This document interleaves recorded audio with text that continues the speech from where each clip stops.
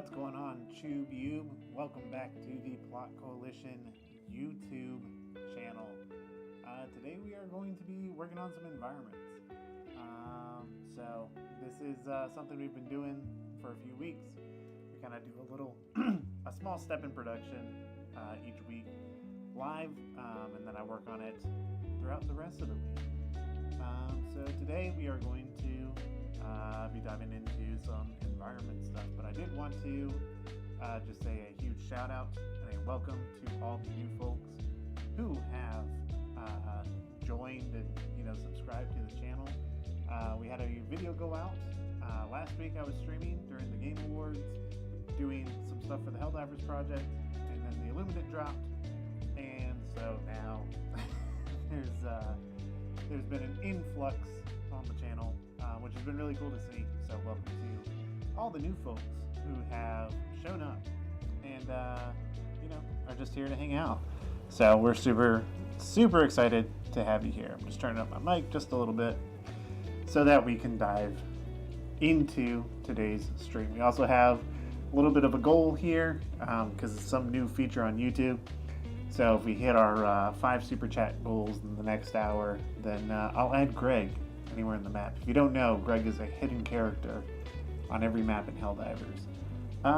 But we are going to jump right into it. So I need to map out this environment to a specific look. So we're going to switch over to my tablet. We also have fish cam up. I'll make it bigger for y'all. This is kind of our mascot. We have our oh, there he is, swimming across the screen right now. So he'll be hanging out with us today as well. But we're gonna get to drawing, and this is just, we like to hang out, do a little bit of creative stuff, and then call it good. Sometimes we game in the middle of it. Who knows? But so I'm gonna just get right into designing this. I'm gonna be looking right down at my tablet, so I will not be looking directly at chat right now. But we'll get started over here. But I will, as your stuff comes in, I'll definitely be looking and taking a read. So hopefully everybody's had a good week. It has definitely been busy. When the Illuminate dropped last week, it really shook things up for the channel. Hello, Plot. I am genuinely interested in becoming a voice actor. How do I apply for small roles for free just to get recognition out there? That is a great question. So, as far as like other places doing something similar to what we're doing here, wait, let me switch to my big camera for a second, just because that's a good question. So as far as like other projects to be a voice actor for, keep an eye out for what's out there. But as far as like what I'm doing, I try to make it as openly available to people in the community as much as I can. But obviously, like, the thing has to get made, and so there's a little bit of downtime in between when we're actually making it. But in my Discord, there is a channel specifically called Lend a Hand, where anybody can either offer help. So if you're a voice actor and you just want to lend your voice talents out there, feel free to, kind of post and like almost like self-promote yourself, so people can find you in there. But it's also where people can post their own projects, and voice actors and, different talents can get involved in those other projects as well. All right. Let's switch back to the tablet, start drawing. I'll kind of start explaining what I'm trying to draw here. Well, my opacity is at 3%. That's no bueno. So the way I need to design this map is there kind of has to be like the point where they land, right? So we have like 4 Helldivers. We'll just say they land at the back. There'll be an environment that we put behind them, but for the time being, I think we can say pretty confidently that they land back over this way. So they need to kind of land over here, for the scene to work, we need like a small rock. Paint it brown so I remember that's a rock. That's just quick. Boop. That's a rock. That's not a boulder. It's a rock. Alright, so we got a rock, and they are going to kind of make their way up. Oh, my opacity is still really far down. I have to like slow my breathing when I wear the helmet. So maybe they just kind of make their way up this way. And this needs to have an incline. So maybe I'll do like the Boy Scouts so long ago taught me.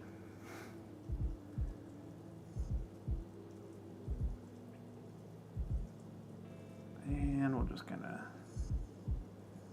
I don't know why my pen isn't, I think it's been Adobe, especially because I have Unreal Engine up in the background as well. I tend to find that when I run Unreal Engine and Photoshop at the same time, it is not pretty.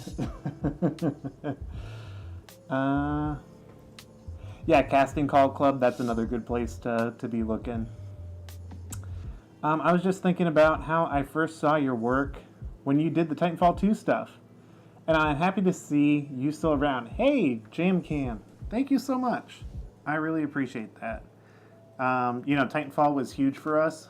You know, it really got the channel going, and then it just like got even bigger. And now it's growing again because of Helldivers, which is really neat. So then we need a second larger rock. I appreciate that. Thank you for coming back around. I love seeing, you know, when people who followed me back then for that project, whenever they pop in, it's always really cool to see, and all the people that stuck around. Alright, so I got these two rocks, and then I guess up here we kind of need some clips for how the scene layout works. So we'll go back up. And maybe we'll kind of have the cliff fill out that way. Right.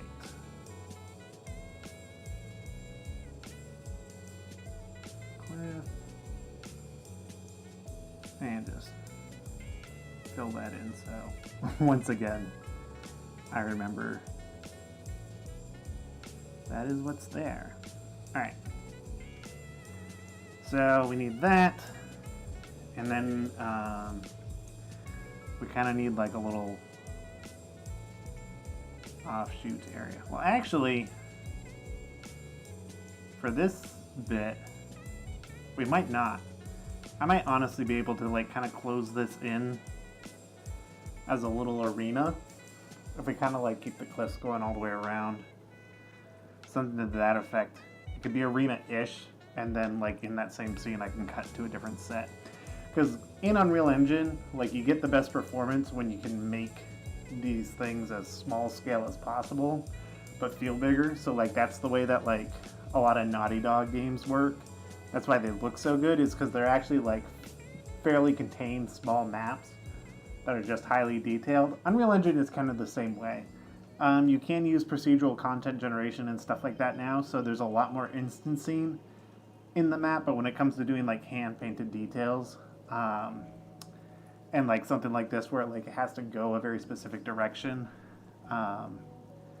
you just got to be a little bit more mindful. But because of like kind of what happens between these scenes, I think I can make it a little bit smaller and then kind of use that as a basis to build off of for the next bits. because there is kind of like a cut at this moment, or like after this first set piece plays out. So maybe I'll just kind of draw that in. We'll write it too.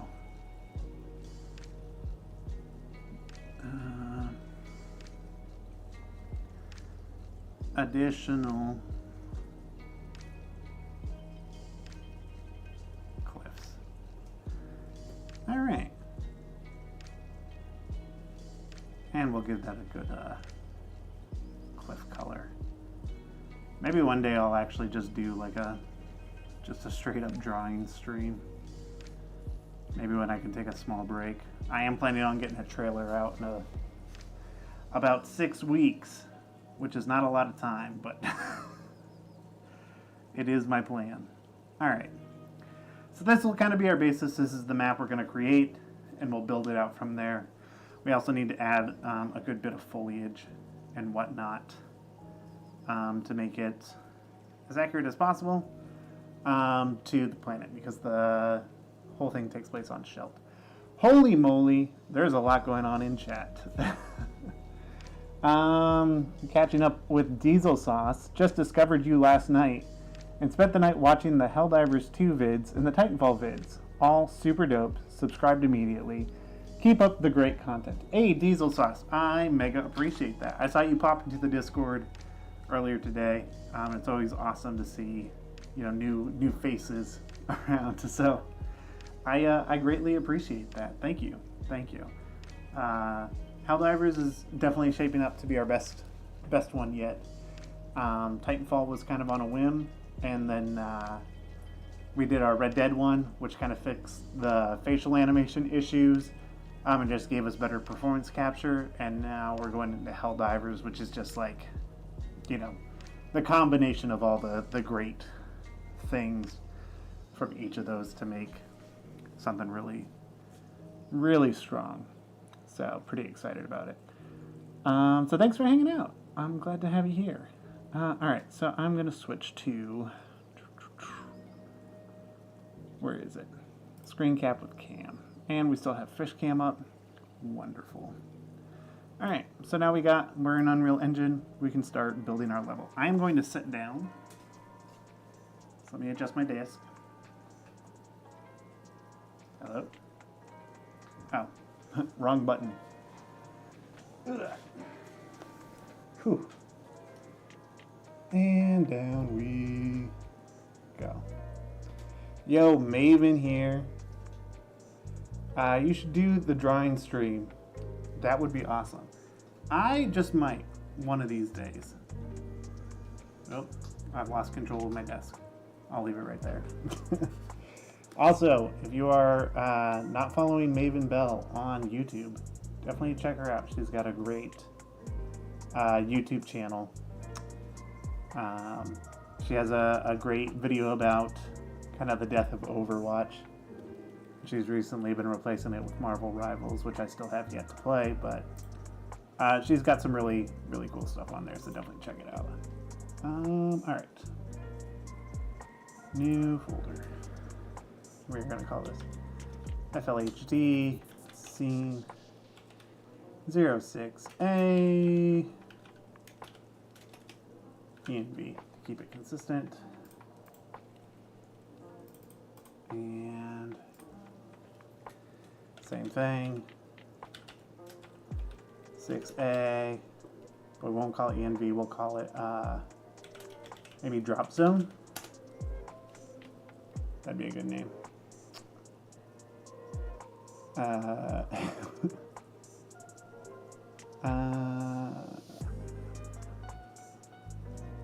For sure, Helldivers 2 and comedy is a great mix. You're doing it well. Thanks. So it's actually kind of funny. So that video that came out, the one that like blew up my channel the other day.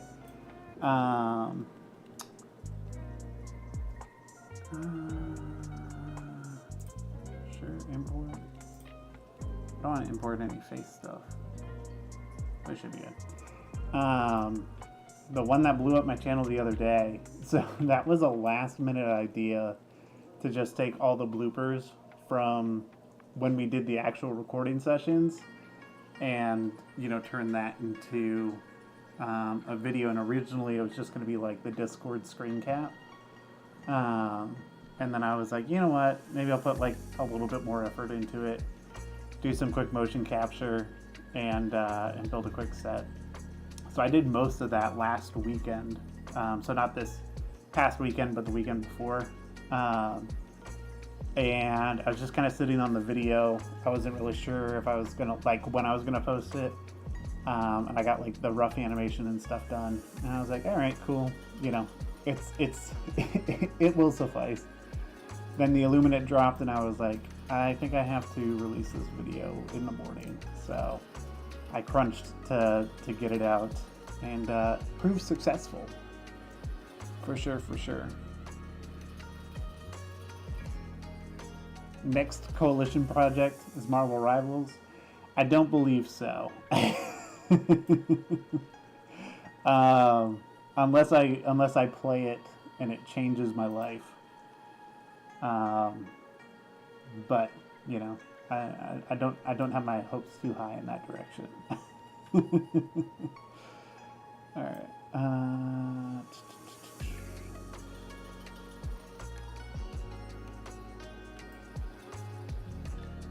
Please do the drawing stream. I love seeing how people other than me draw. You know what? Maybe one day we will. I think we could probably work something like that out. All right, but for now, we're taking a look at this. So we need to create our incline, kind of like we just drew, to not be too steep, but you know, still look convincing. So here's what we're gonna do.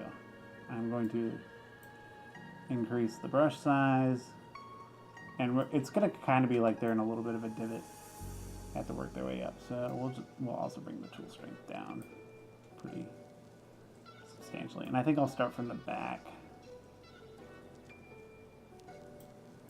And we'll just kind of like fill it in like this, you know? And then it is definitely getting a little too high, so we'll flatten it out. And we'll use the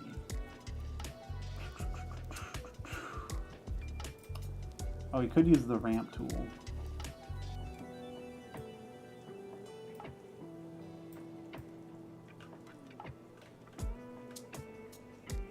Just add that in.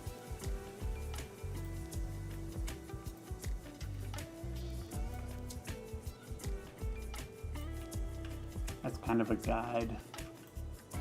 That actually might work pretty decently. So then we can bring up everything else around it. Let's see here.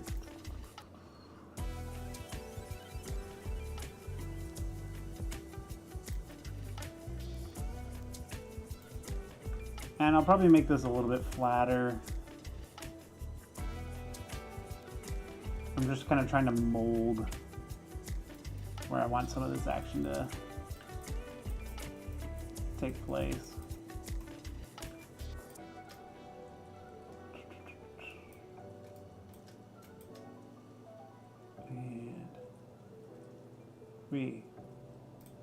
Well, first let's smooth it out. Right, and then up here we'll flatten it.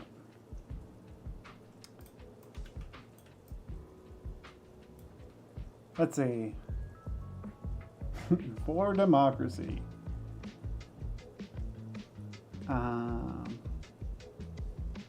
Goodness, hard to keep up with chat. It's also hard to read chat with the helmet. Another reason I actually decided to join recently is because I like helping projects I like and believe in whatever way I can. I won't say I'm the best at it, but it's always fun for me. Yeah, dude, and you know what? That's like what we're all about at, you know, with Plot Coalition.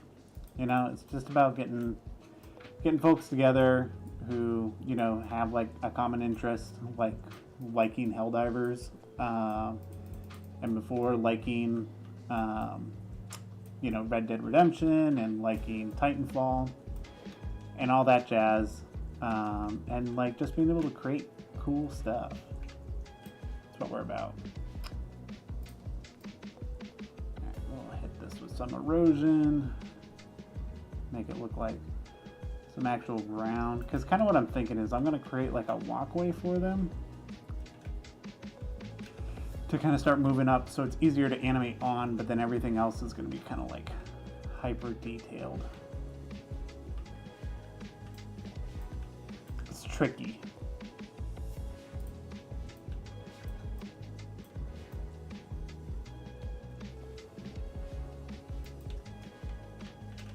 Because even on this area that I'm making like smooth and flat, I can add a good amount of detail.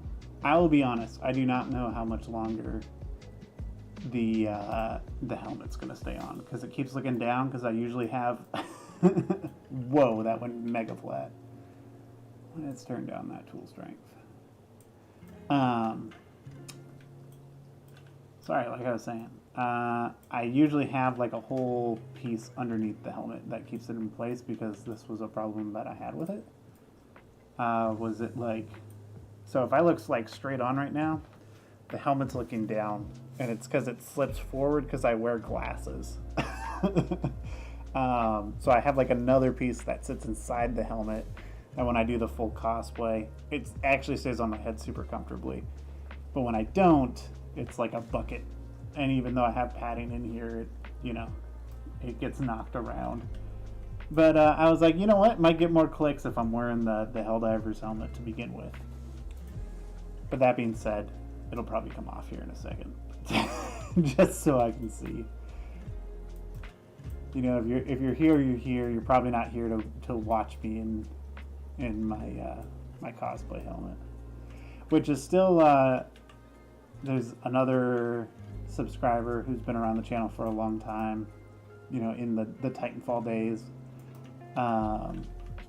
and he keeps wanting me to do a 3D printing stream, which my printer has been broken for months, but if I can get it fixed, I do want to see about doing something like that, just because I think it would be like fun just to kind of show, and maybe print something, like, you know, start something at the start of the stream, and then like when it's done printing is the end of the stream.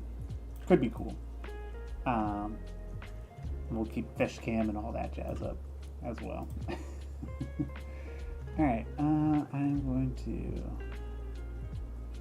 make this brush nice and big, but we'll keep that affected area pretty small, just to add more detail to the map environment. So this is going to kind of be their pathway up. Then we're going to go hydro again, but we'll turn up the influence of the tool. Just hit all of this. Create that uber detail. And do the same with the erosion. Now we kind of start to get something that feels pretty good. Might smooth all this out a little bit more, and then more erosion on top of it. Maybe that's too much. Maybe we'll flatten at a very low percentage.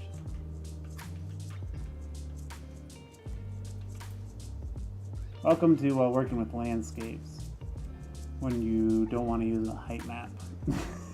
It's basically like you do a little bit and then you flatten it out and you just remold it over and over and over again. But we're getting pretty close to being done with the landscaping brush, and then we'll move into actually like placing assets and building that out. So I feel pretty good about this. All right, for the sake of keeping up with chat and you know, being able to see what I'm doing, I am gonna just take the helmet off. But you know, it's kind of neat just to have for a little bit anyway. Blech. Goodness. Oh my goodness, I can hear myself again. Well, I can hear myself in the helmet, but it's just like you hear everything only in the helmet. But yeah, that's part of my Helldivers cosplay. I have some stuff about it on the channel, but it turned out pretty good. But it also gets warm. It fogs up my face, and then I can't see. So now my screen looks way brighter. 3D print a new 3D printer. You know, there's fundamentally something flawed with that. But you know, maybe one day such a thing will be possible. The helmet is a bucket. Yeah, basically. Just like in real Helldivers. Plot becoming a quintuple studio. I went to school for game design. The degree was first available. Worked on a project for Neverwinter Nights that broke every time the game was patched. This is a better idea for a project.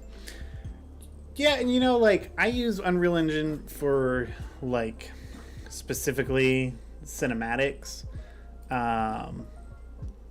So that's kind of like my deal with it. But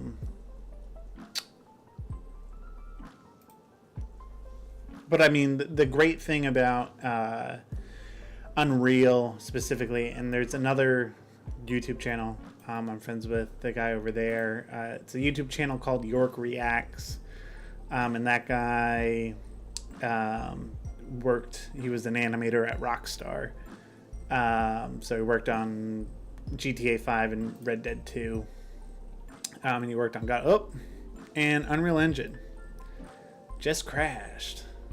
Welcome to the stream where the reality of things happen. But he worked on Red Dead 2 and GTA 5. He's worked on God of War Ragnarok and a bunch of other things. But he was saying one of his biggest peeves was like so many of those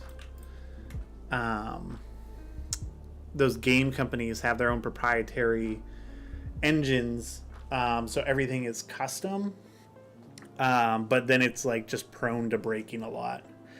And he likes, I think where he is right now, he's working on a video game called 6 Days in Fallujah, but I think they're using Unreal Engine, and he just likes that, like, you know, all those problems are Epic Games problems, and they have, you know, entire teams to build this stuff. And obviously, like, those other game companies have teams and devs to build out the tools for their game engines, but he just likes, you know, being able to work within a familiar environment like Unreal. Let's see here. Whoop, there go my headphones.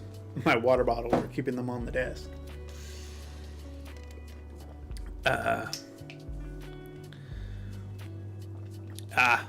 We're talking about the great debate of buckets, bots, and all of the above. Looks like that did not get added to the project, but that's okay. So there was this whole thing where Quixel assets weren't going to be free anymore. Which, if you want all of the Quixel assets, you have to go to the Unreal Engine Marketplace or Fab now, the like new Sketchfab platform, and you need to claim all the assets, because as of January 1st, they will no longer be free. So do that now. Get that in. Get your mega scans fix. Because then it won't be free anymore, and it's like 17,000 assets or something like that, and you can use them in either Unreal, Blender, or whatever. You just got to claim them now, because then they are going to be an asset you need to pay for. So go buy yours.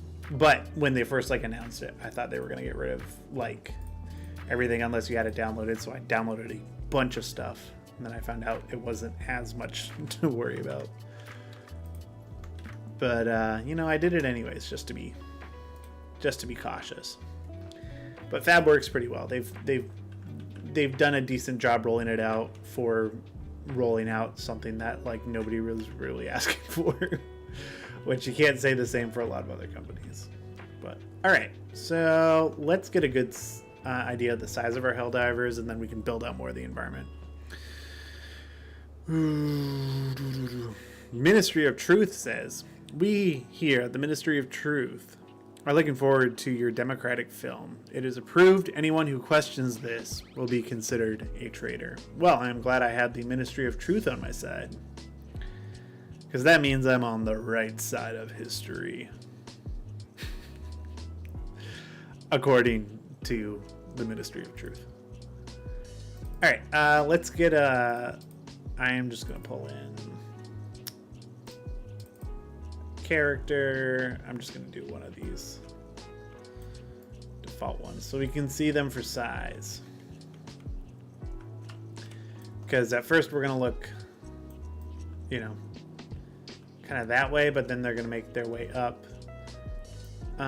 So we could probably be a good bit closer. And what is it end? Yeah, end snaps them. At least to the most level part of the level.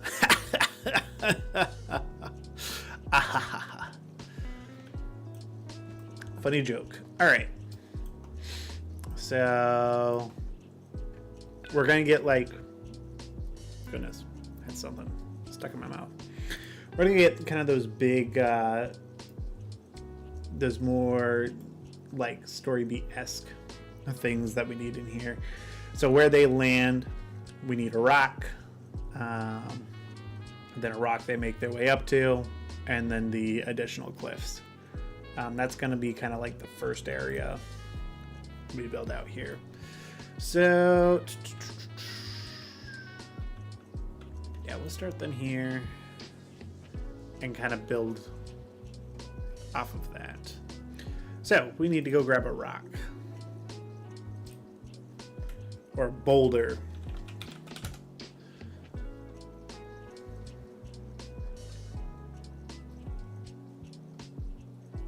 Let's see here. That's a beach boulder.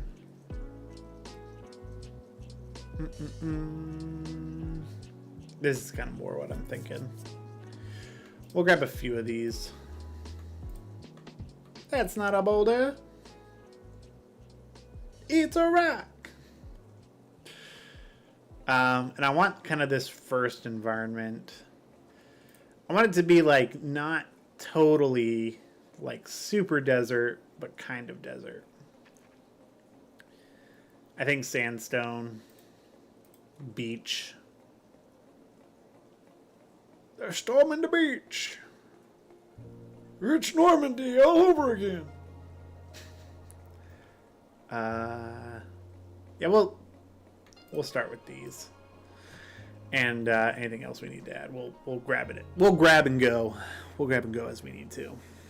I'm also gonna take off my pen glove. I don't need that right now, which I have been using. So I have my tablet here, and one of the main reasons I got the tablet is I can put another screen that mimics my main screen. So while I'm animating, I can use the pen to animate. It just makes it a little bit more interesting, a little bit more fun. But all right, we got some boulders. So actually, what I'm gonna do just while we're grabbing stuff, so I'm going to go in here and select, what am I looking for? Static mesh. And we'll save everything. And then we can just kind of start dragging out assets and see what we like, where we want to place it. Let me just type boulders, so we have all those boulders we just imported. I'm just gonna drag them all in and then, like, you know, kind of scatter them where we want to. They will add Normandy into Helldivers. They just might, and I wouldn't be necessarily opposed to it. That could be cool. That could be a neat addition.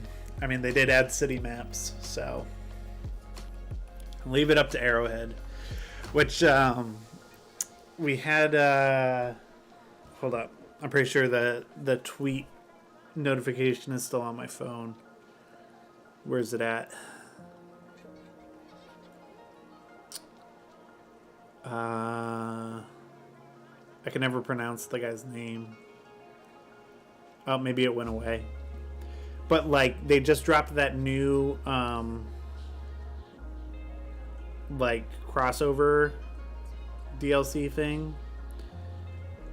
And then they were like, you know what? We'll just give this away for free. Yeah, right here.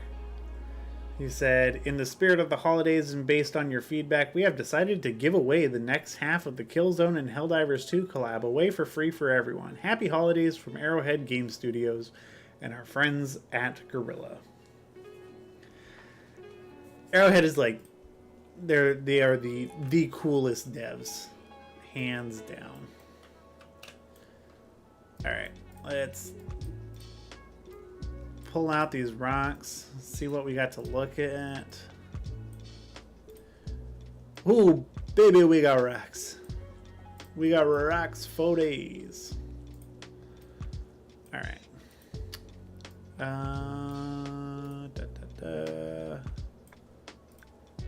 Is that it? Oh, no. Oh, snap. We got another rock. Oh, snap. Most exciting. Oh, my. Whoa. We got more rock. Don't tell me. Don't tell me there's more rocks. You're gonna get me excited. Yo. All right, that was the last rock. All right, we got some pretty good rocks here.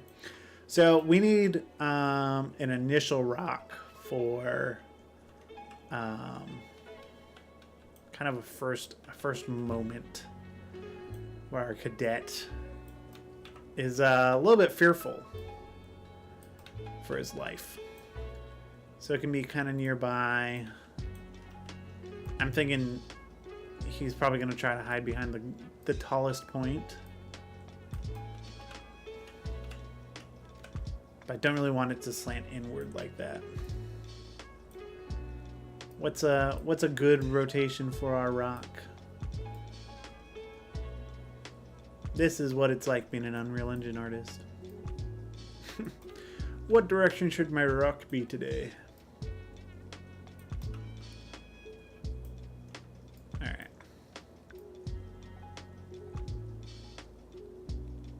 Ooh, this is a decent side.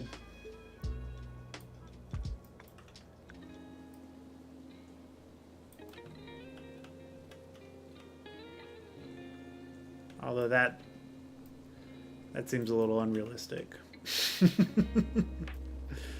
I'm just trying to think about this from like an artsy fartsy perspective. You know, if he went to hide behind this, where do I want him to be? His size. I need to have like a bug crawl over it. Honestly, if you need anybody, I am an amateur writer. I appreciate that. And, you know, we have like Google Forms and stuff that will go out for new projects. For Helldivers, we're all set. We have a solid writing team already put together. But definitely apply for the next one. Might be able to make something happen.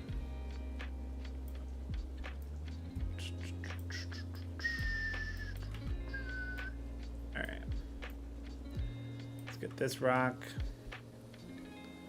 Gonna be two boulders kind of slammed on top of each other.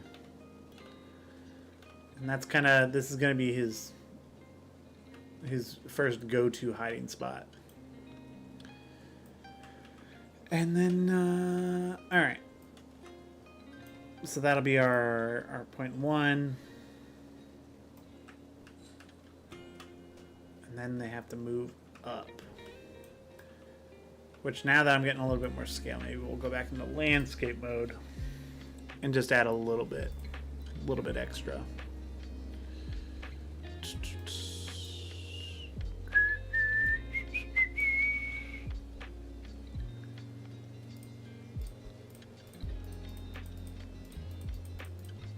Oop, too much.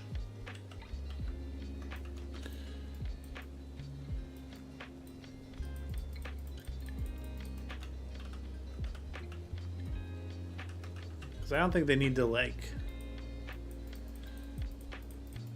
go up any like crazy incline. Like just enough to show, you know, like there is stuff happening, you know.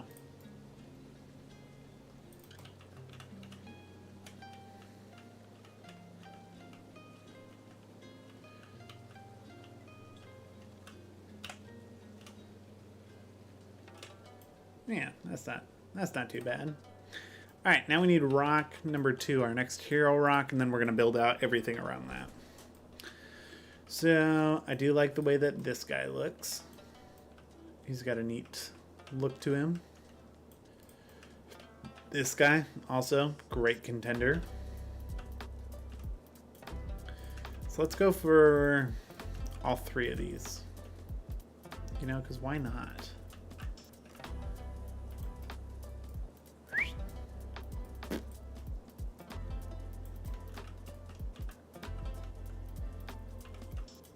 They will, they'll be fighting their way up to here. To get behind this rock. And then once again, well, you know what, we'll bring a second guy here.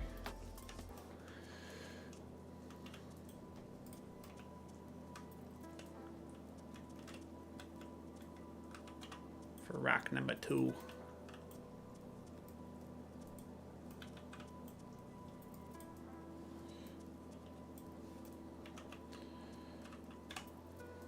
There we go.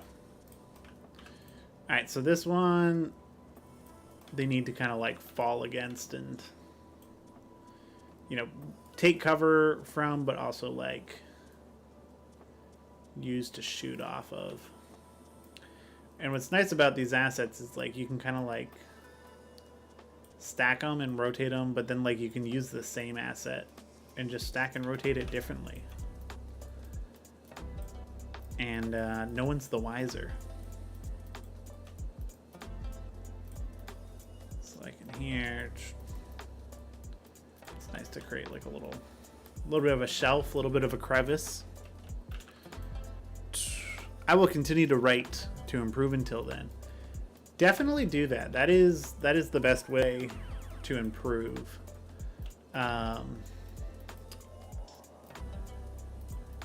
You know, I have written a lot of stuff that'll never get made, a lot of stuff that I have made, and you know, everything in between. And yeah, that's really the only way to get better. Writing is nice though, because the barrier to entry is so low, you know. Like if you've got a pencil, you can get started. Which beach rock formation is this? Let's see here. I don't think we're gonna hit our goal, but that's okay. That's a new YouTube feature that they were like, try this, do it, use our new feature. And I was like, okay.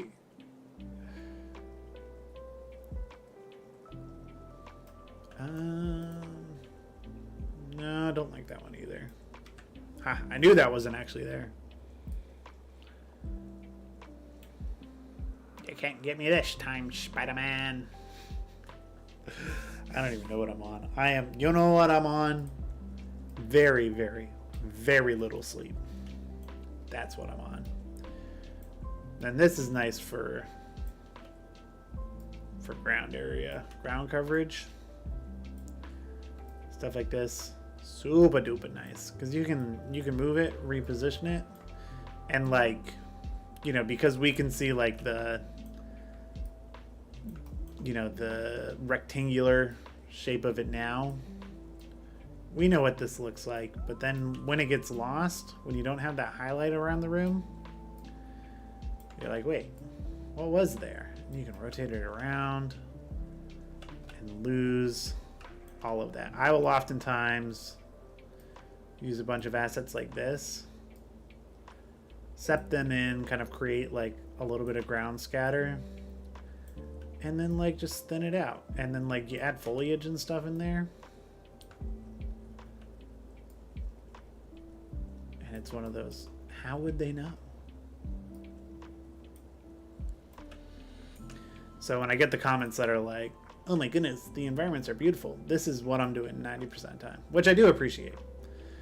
Building the environments is probably, like, the entire process I really enjoy, but building environments is like the most like building Legos. And I love me some Legos.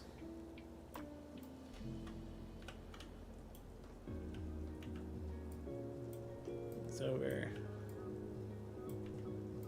And just blend it in. There we go. Then we'll create some ground scatter sort of around that.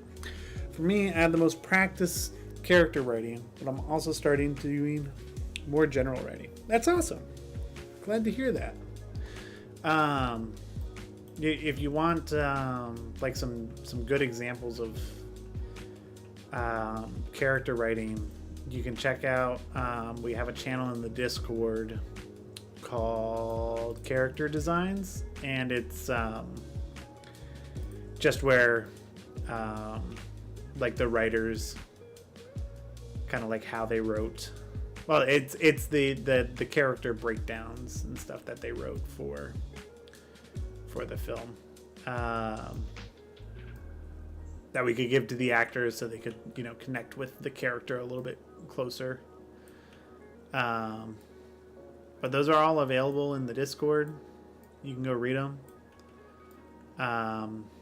And every character is like super detailed. Everything down to like, you know, kind of what they believe, you know, where they come from, all that sorts of jazz. This kind of feels like a good final rock in here.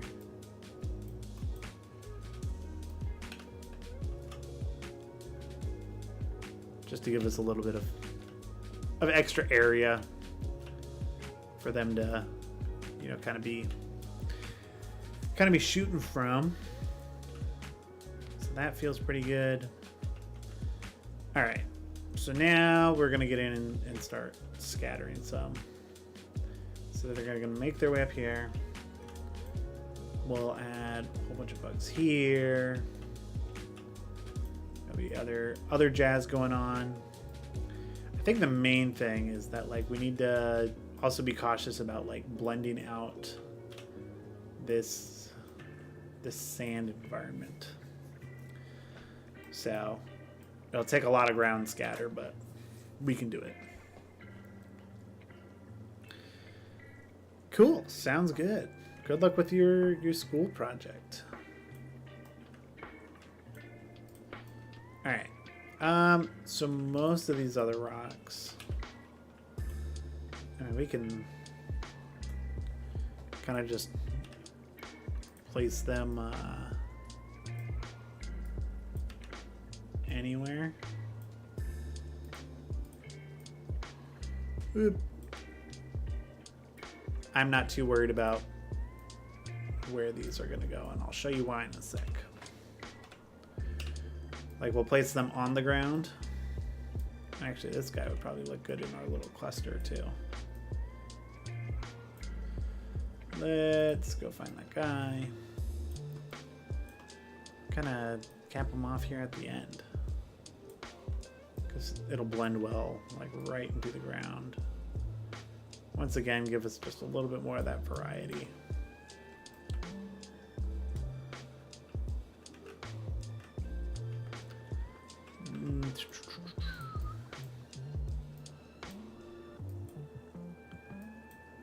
Does hitting end work from here as well? No, it needs to be above the landscape.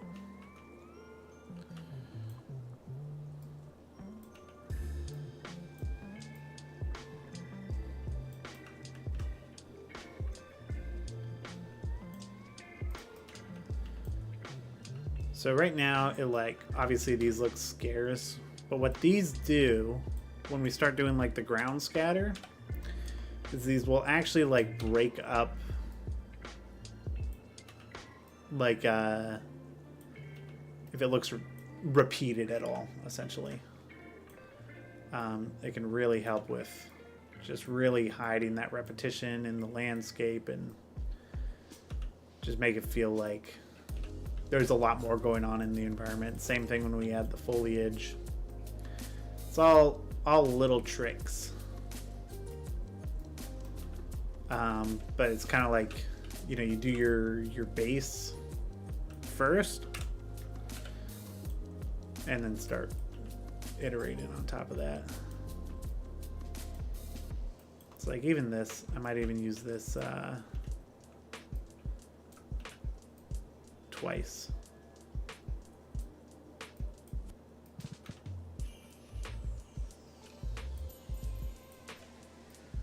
Since we only really look at it from one direction, it looks like, well, maybe not that one specifically.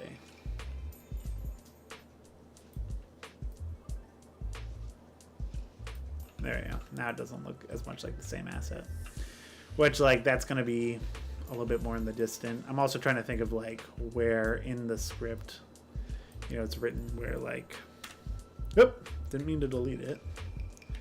I just wanted to snap it to the ground. But like where in the script, you know, the camera's generally going to be looking, because I'm working on storyboards right now. This is actually the first night I haven't worked on storyboards, and I'm very grateful for the break. Because storyboarding, it's fun because you get to like start figuring out like, okay, this is exactly like how the film is going to look, and this is the first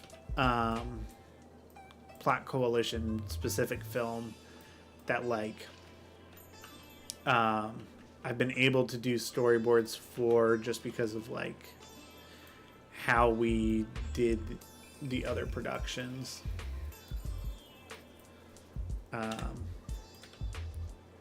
So this is like just a really nice breath of fresh air. But doing the storyboards, it's neat because it just allows you to figure out like, you know, okay, how are you going to film fill every single moment and make everything matter? So like I have the film done like in audio format, and now I'm working on putting storyboards to that audio format so I can animate to that audio format. And I've just been like a film editor for so long that I just like kind of know just from hearing it like what's going to fill out, what I want, what I don't want. And then I can kind of build on it from there. All right, so we have some scatter around here. Obviously it's looking very sparse, but like I said, once we kind of start adding more to it, it'll fill out. So next thing I'm going to go looking for are some cliffs. Maven says, I've been learning Blender, mostly for 2D animation purposes. I figured out certain things and I want to try doing something small to test it in the future. And you know, that's how you have to start. So, and this wasn't very long ago. My first 3D animation, because I've been very familiar with like 2D and compositing and building out stuff that way for a good long while now. I've been pretty decent at it. I've been able to, make it happen, right? And then one day, I was asked for a job that I was at. They were like, hey, we have this crazy idea and we saw what you did with like this 2D stuff, because I literally went in and like recorded something in like the VR, like ISS, the International Space Station, like free demo thing. I recorded something in there and like comp stuff into it as like a proof of concept. And they're like, oh, this guy can do 3D stuff. Like, here, do this. And I was like, I can figure it out. And so I used the only 3D program that I knew of and that I'd used in the past was a program called Element 3D. And it is a plugin for After Effects that essentially allows you to bring in 3D models as sprites, is like the core concept. And you manipulate them in like pseudo 3D space. So I was like, I can do it. Like, I got this. And it took me so long. I was just trying to create this like little animation of like this guy on the moon. And it took a lot of trial and error. And in the end, it didn't look that great. But that is what started all of this. And from that moment, I've been figuring it out. And I actually revisited that same idea way later. They were like, oh, could you like actually go back and like do this idea now? And I was like, yeah, I'm far more equipped. And even at that point, I wasn't as equipped, but I was more equipped than I was when I first started.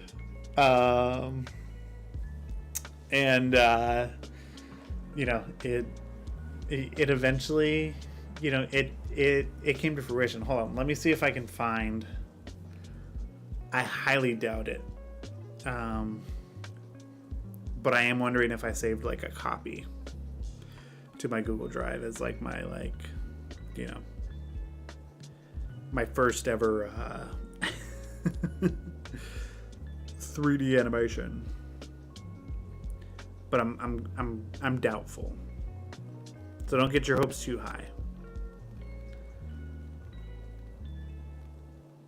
Oh, also in here, one of the first things that I wanted to do pre-Titanfall was a Just Cuz short, because I also love that game.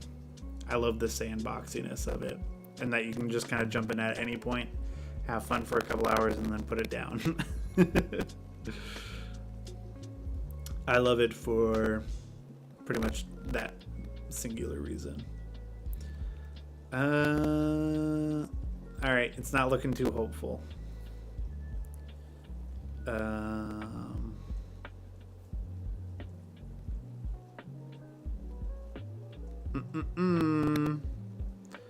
Let me just search.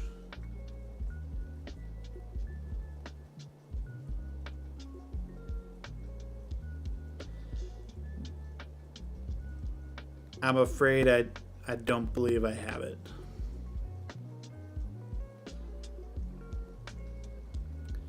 But that would have been a cool thing to pull up on stream. Maybe if I type in...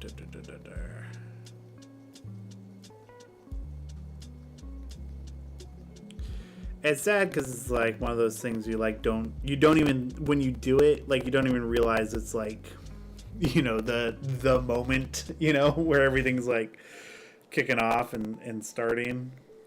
You don't realize it's that moment until it's long past. There's like one other place I can think of that it might be.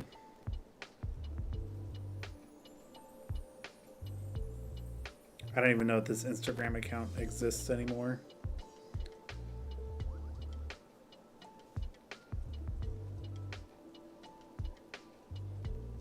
Yeah, it looks like it's gone.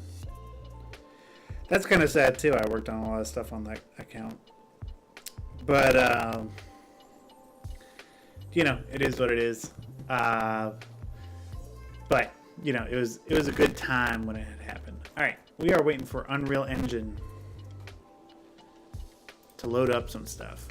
So I'll switch to regular cam. Let's see what's going on in chat. Yo, Modin's here. Modin, putting a Modin related Easter egg in the environment. I dare you. Something about our streams. Dude, I already have something about our streams as an Easter egg. I added the W4 line very cleverly. But if you want me to add something specific to this environment, then get us to our 5 super chat goal. A shameless plug. We need to stream again soon, man. I got a lot of people that I want to stream with, but we definitely need to get something back on the schedule. Maybe post teaser release, which is another reason I need to build out more environment stuff. Thank you. You know what I realized? This shirt is like unrelated, but hold up, the font on this shirt, that right there, that's my YouTube font. I didn't even know that until like I looked in the mirror and I realized the font is called Cheap Pine, and it's what I use in my thumbnails and that kind of jazz. I didn't realize it was the same font, and then I looked in the mirror. I was like, oh my word, that's Cheap Pine. My motto for when you're starting something new is, this is your superhero origin story. That is a good motto to have. And I wish I had it more, especially when I started doing this. I think it was also just because like I've been doing like filmmaking stuff for so long that it like didn't even like click that it'd be like, you know, different. You know, like change stuff in that way. Unreal Engine is still being slow. I'm gonna try and do a quick save. See how it works. What else is going on? Let me throw up. Where's Fish Cam? There's Fish Cam. The fish keeps like swimming just out of frame though. A lot less.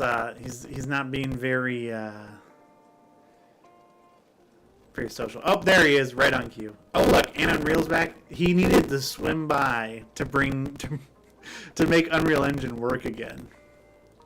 He is truly holding this production together. All right, we got rocks. We got rocks, we got cliffs, we've got gigantic canyon sandstones. Right on. All right, so similarly, this is what I'm gonna do for this. I'm gonna go to 3D assets and type in cliff and just give me the static meshes. So it looks like we're still loading in some textures. That's all right. That's all right. So once again, similar to this, we need some cliffs along this side. Maybe some around the back. I think some of those can just be mountains. And as long as I keep like a semi-consistent environment type, I can just kind of use whatever mountains in the background. Some mountains, probably some trees, because it's kind of supposed to be a hybrid planet, and then a little bit of a backdrop for the Helldivers. Because if we land over here, I'm thinking they land like just off to the side here of this rock, and then this is where the cadet, it's his first heroic moment.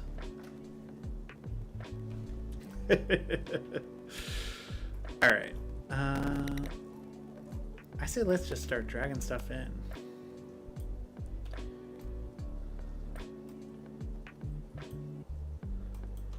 I don't know what's the deal with these textures. Let's try and open one up. Watch it crash Unreal Engine entirely. There we go. There we go.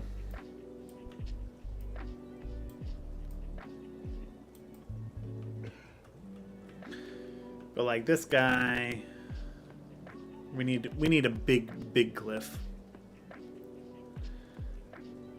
We need a pretty substantial cliff for dramatic effect. For theater, as some might say. Maven says, I got used to learning new things all the time, and it's never a matter of if, and it's more a matter of when I'll figure it out, lol.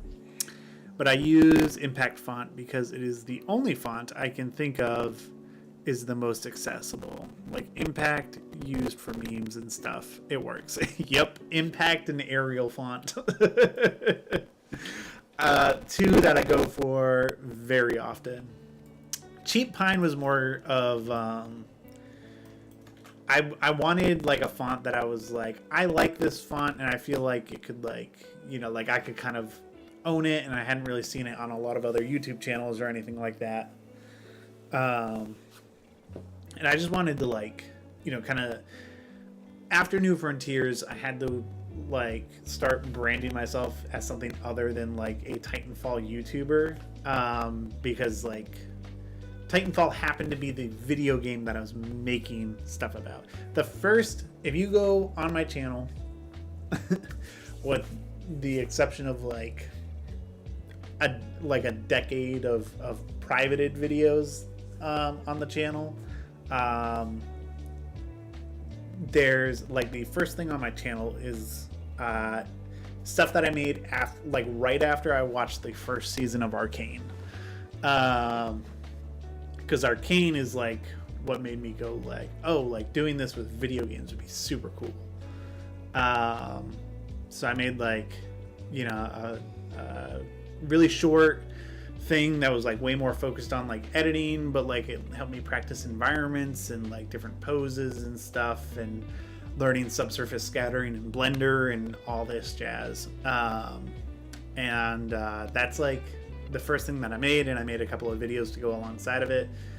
They never really went anywhere. I'd actually taken them off my channel for a little while because they didn't really do well, but then after the Plot Coalition kind of came into its own and New Frontiers came out and stuff, I was like, you know what? I feel like this is in theme for what the channel is about. So I put them back up, and made them public again, just because, you know, I think it's interesting to also just see like something. I think like the actual video I did had like, I think I had like maybe 150 views, and then like I did like some tutorial style videos around it, and those only ever got like 30 to 60 views. You know, it was at whatever, and then I released the New Frontiers trailer, like the initial concept trailer, which was quite literally, to me, I was like, oh, this is just kind of like a natural evolution of that Arcane video, but it did substantially better. And then I was like, oh, whoa, that's cool. And then I was like, seems simple enough to make a series out of this. When I did New Frontiers, so fun story, obviously I've gotten much better at it, but when I made New Frontiers, I had never put together a scene before, like in Unreal Engine. Filmmaking, like, obviously gives me an edge, you know, being in that business for a good amount of time gives me an edge as far as like I know how to construct a scene and build a scene and like what goes into it from all that perspective. But like out of Unreal Engine, I had never put people talking and cameras cutting. And in that New Frontiers like original trailer, there was a very, very, and like, you know, strategically so, very little of that. It was more just like a highlight reel of like, these are shots that turned out pretty cool. And then like when I had the idea to like do New Frontiers as a series, I was telling people, I was like, hey, like I'm figuring this stuff out, but it could be pretty cool. But like I never told anybody that like I had never put a scene together. And we figured it out. We put the show together.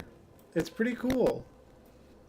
And I'm really proud of it, even though it's like certainly janky. Do not get me wrong. Whenever I get comments about the jank, I'm like, hey, yo, just remember, if anybody knows about the jank, it's the people who created it. I am very familiar with the jank in New Frontiers. But I think it's important. I think that jank, you know, it's important because then, you know, we did the follow-up, which was Room 24. And Room 24 was just like this massive step up with like the facial capture and the motion capture, you know, like telling this contained story, and like had these characters being able to monologue and you being able to actually watch it and not just be like, oh, they're there. Because this is the New Frontiers facial animation. It's like, and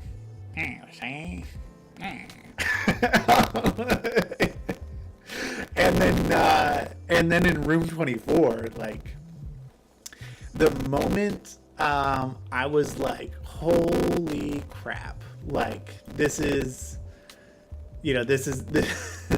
once again, this is what it's about, like building something like this is there's like a moment where the guy in jail, he's like, you know, he's kind of telling off the bounty hunter, and he's like, I'm not gonna tell you shit, you good for nothing son of a bitch. And like the way that he rolls his lips in that moment, when it came across in the motion capture, and it's like perfect, I was like, that's it. That's what's going to like seal the deal with this one. And it really did. And Room 24 also has its quirks. It has things that I wish I knew that I have now figured out for the Helldivers project. And that's what's going to make the Helldivers project even more of a step up. So it's all just this little incremental stuff, and it's so cool. And it just makes me happy. And I have fun. You know, that's the other thing. I do this entirely, like, basically for my own entertainment. And if I wasn't having a good time with it, there'd be no Plot Coalition YouTube channel.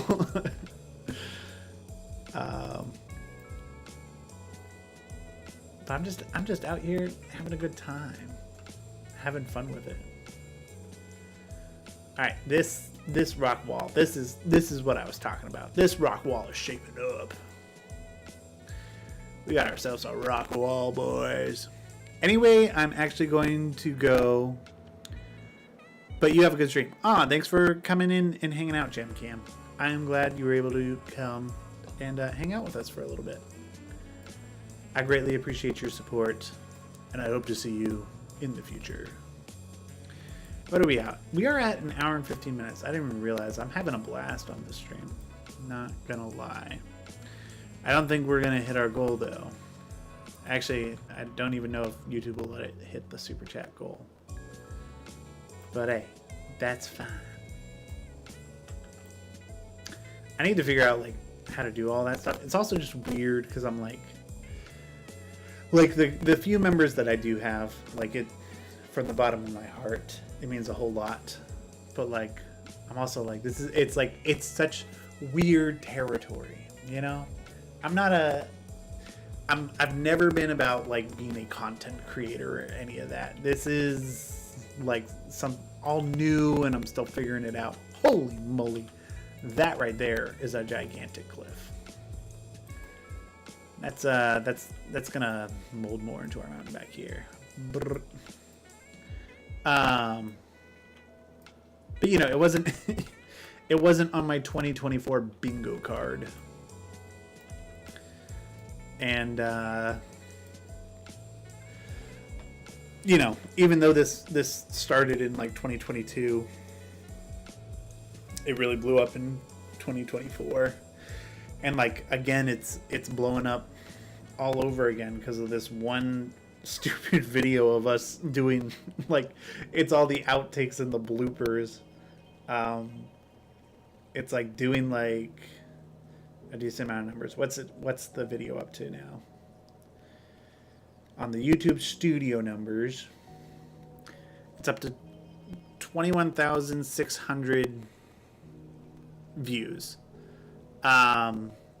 Which is like astronomically high for my channel, because like when I dropped trailers and stuff, like when I dropped the New Frontiers trailer, like it was expected to hit like a certain threshold, but like this bloopers video was like a last minute, like wasn't you know anything uber special that I was, you know, masterminding or anything. It wasn't this huge production. It just happened to be timed with, at the Game Awards they announced a brand new enemy faction in the game that I currently happen to be making a video about, or a film about. And you know, that changed everyththing. Also, you can see right here, this is this is set deco for you. This is what it actually looks like. And but from here, from this angle, hey, it's a looking pretty good. I'm a snack.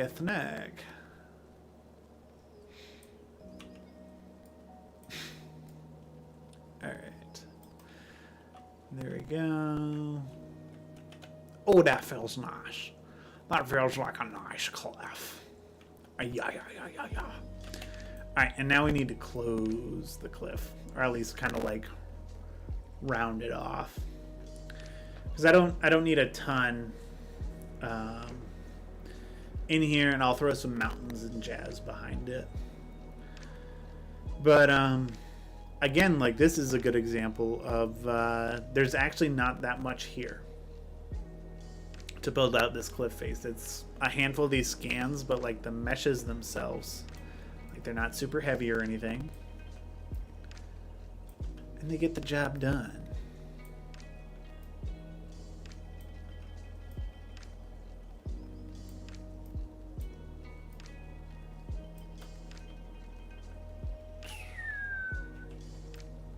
I'm just gonna supersize this one.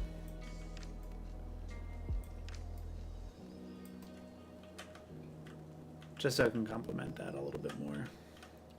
Because they're going to be like, you know, we're going to be in here. And like, you know, it makes a world of difference too. Like when that's all blurred out. Because like a lot of these are actually similar assets to what I built the canyon in New Frontiers with.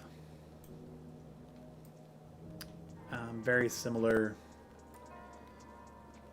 I actually think most of these are like the same Megascans assets, which like that canyon set, that whole set in episode 5 where like the main set is, I'm very proud of how that turned out.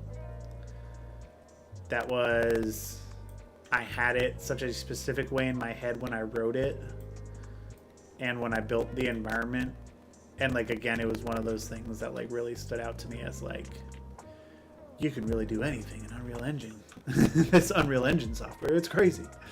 Was just like how much it looked like what I wanted, you know, the set and everything to look like. It's pretty cool moment to see it work.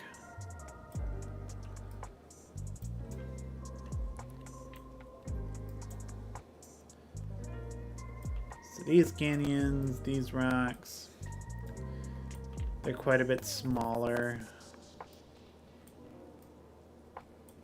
And they don't like 100% look the same, but I think they could work.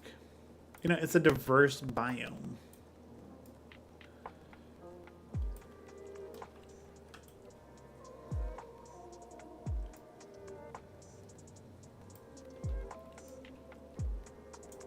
In this biome, we're all about inclusivity.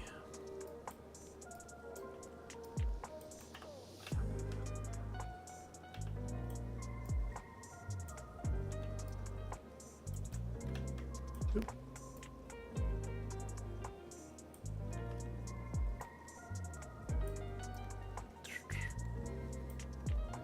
It's a little bent. I think if a canyon looked like that, it would not last very long. But something to present some depth, you know?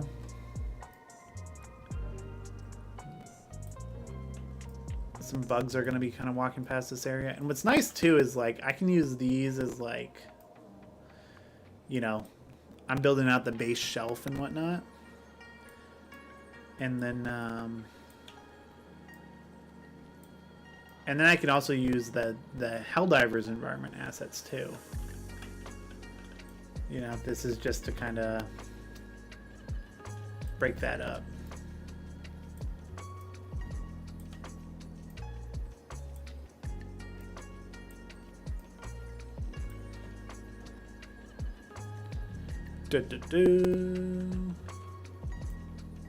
That guy's pretty tall. Let's shrink him down.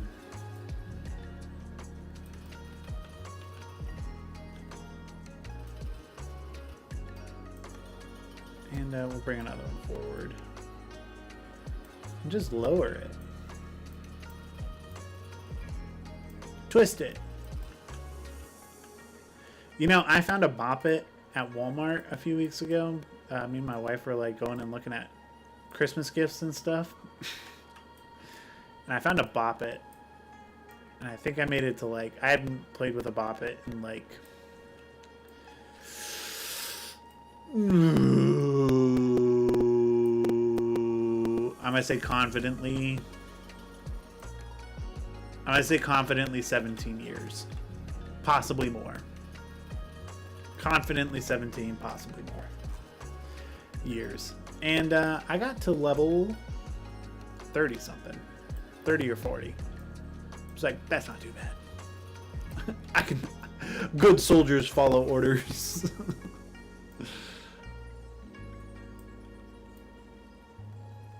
Alright. I like how that's become such a meme, but it's incredibly sad in context.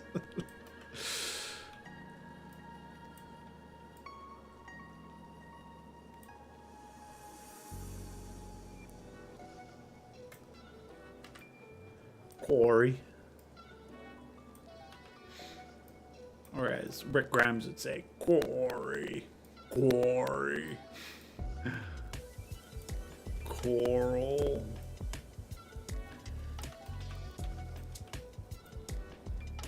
Is that like a funny joke you can still make? Coral. Chat, tell me. Is it still funny to make fun of Rick Grimes? The way he says coral.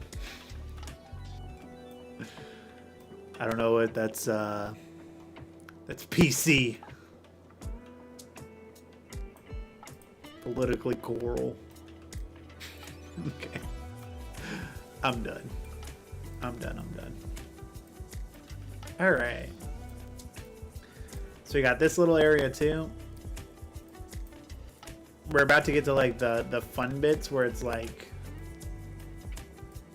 everything changes. I just want to get some of this like build out stuff done. Kind of like these initial areas we look around, and then we are going to pay down so much stuff. We're about to add mountains. Maybe we'll add a couple of rocks from the environment of Helldivers too. and then we'll paint down sort of the rest. All right, so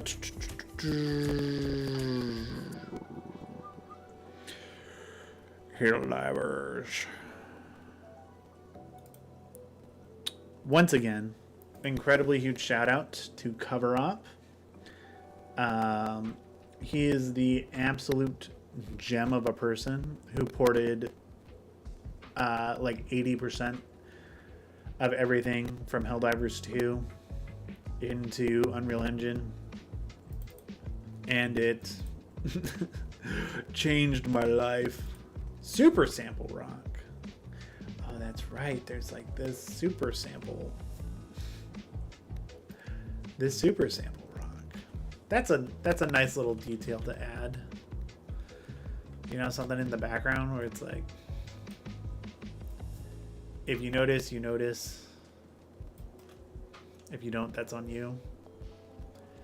But like, if you see that in the background of a shot, it'll be like, wait a second.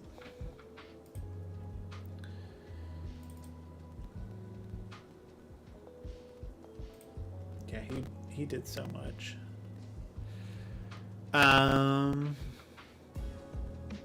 need to play around more with just the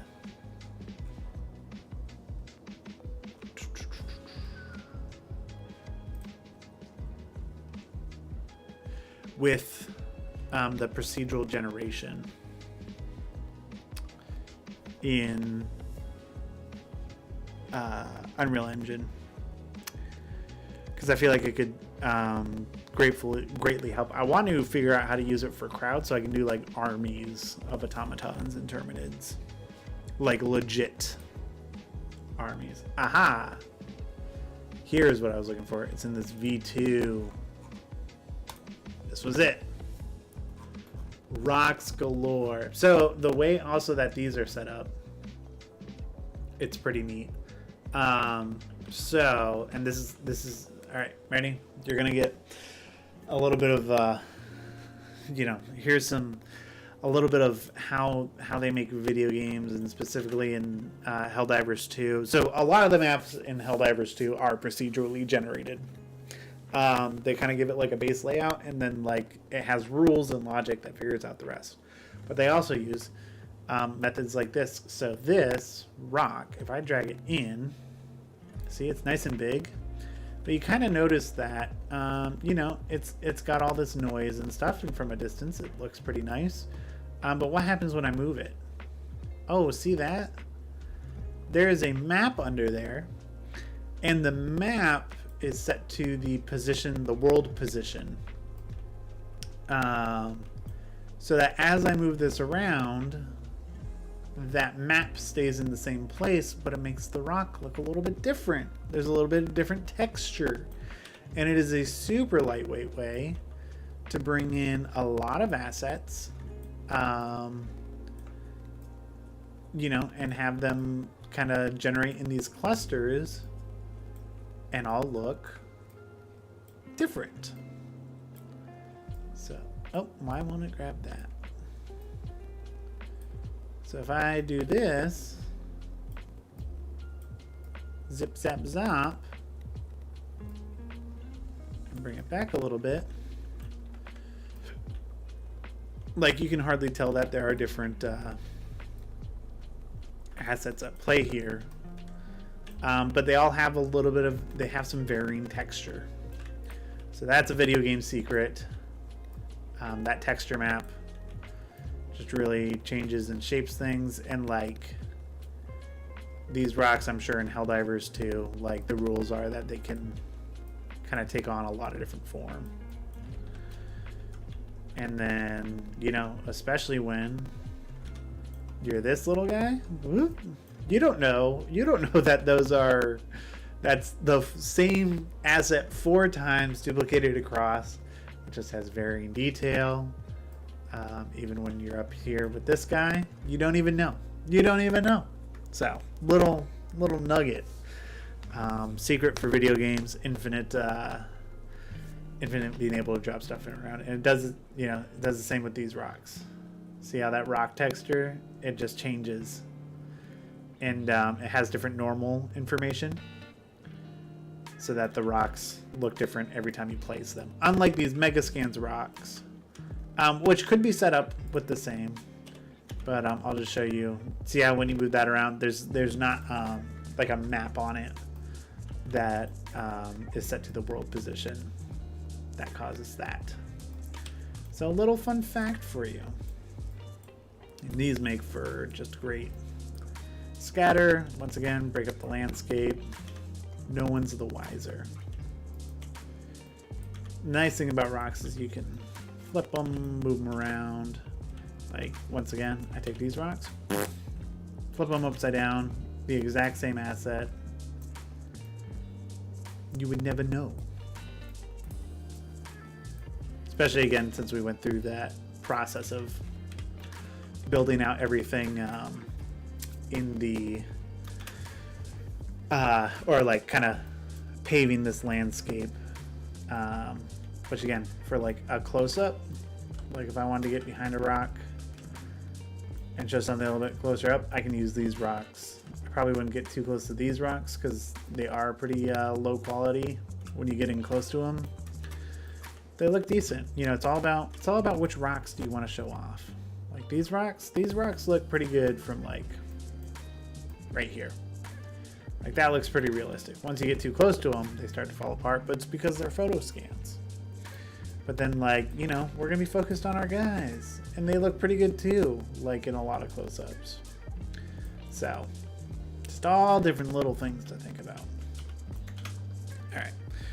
I need to head out for the evening. You have a good rest of your stream. Thank you, Maven. I'm glad you could come and hang out. I don't know how much longer I am going to be on. I am kind of, like, on a roll. But we're going to try and do as much of this environment as possible. And then I am going to go to bed, because I need to do that too. This rock looks pretty neat.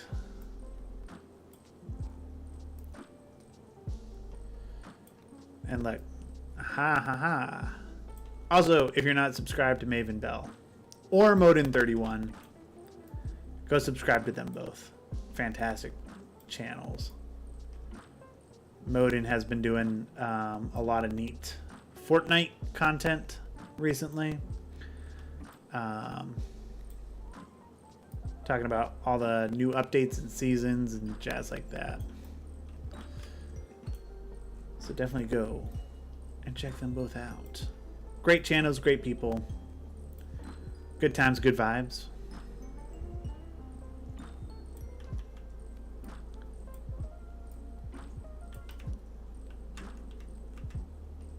Alright. We'll pull in a couple more of those just back here. So there can be a little bit of shelving. You know, in case you see it. If you don't, that's cool too. That's cool too. Once again, it's like all about like what are we looking at? What are our close-ups, you know?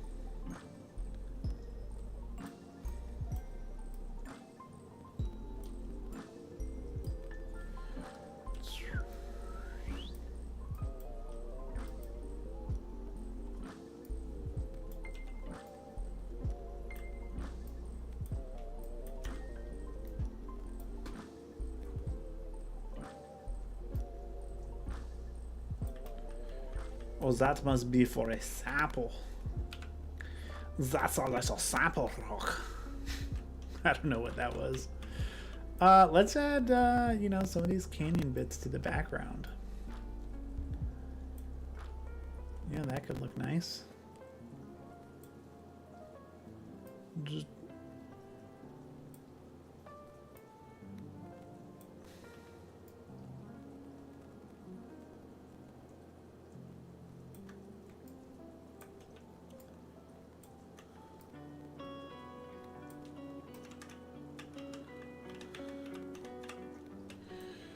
and this is where they're gonna land. It'd be a better composition if these are like just shifted over. and up and over.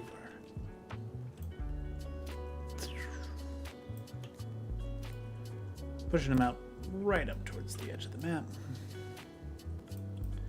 Again, more rocks, more fun jazz. Alright, I'm gonna just delete that one. Get out of here.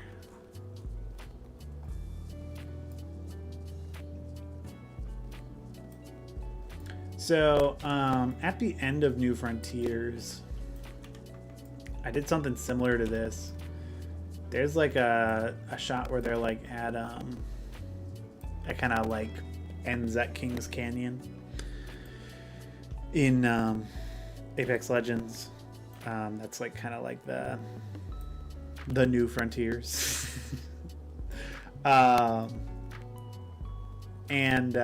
With that, I built out like an environment that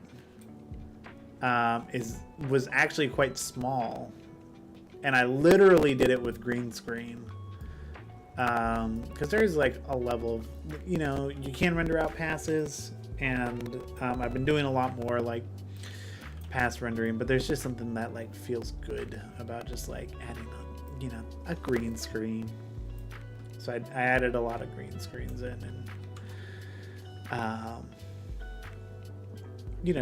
just for my own, for funsies. But that whole like ending bit is like a relatively small set.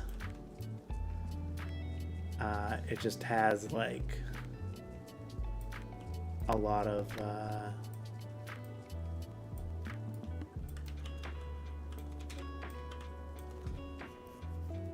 like stuff around it, and it kind of boxes itself in. So notice how we're like trying to avoid like really seeing any horizon, like these corners right here. That's all stuff that I'd like to hide with sort of these canyon walls and stuff. Yo, what's up, Nick Gamer? Just came from Manhattan and see your stream. Dude, that's awesome. I hope you had a good time in Manhattan.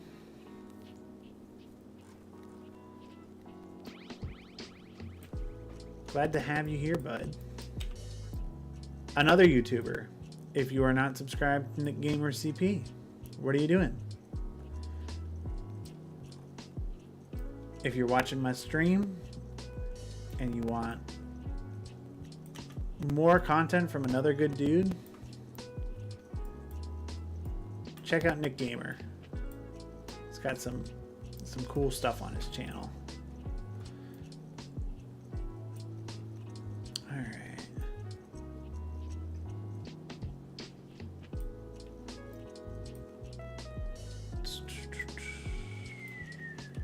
I'm just gonna make this rock kind of ginormo. Hide that seam.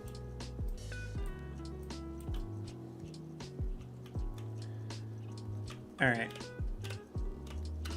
So now we're kind of getting like the rocks that like, I'm like, all right, those like kind of fill out. They feel good, So now let's add some mountains. So we will go back to the good old mega scans. Once we find the mega scans. Okay. I will stop. Now, what do they call them? Gargantuan? Gigantic?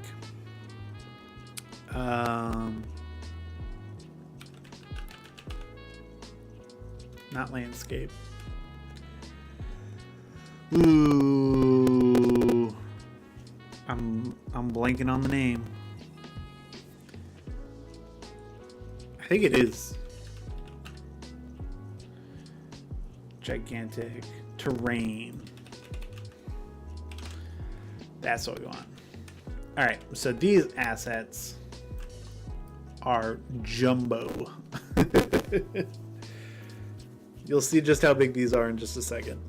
They take a minute to load, but they are about the same. They are about the size of the entire landscape.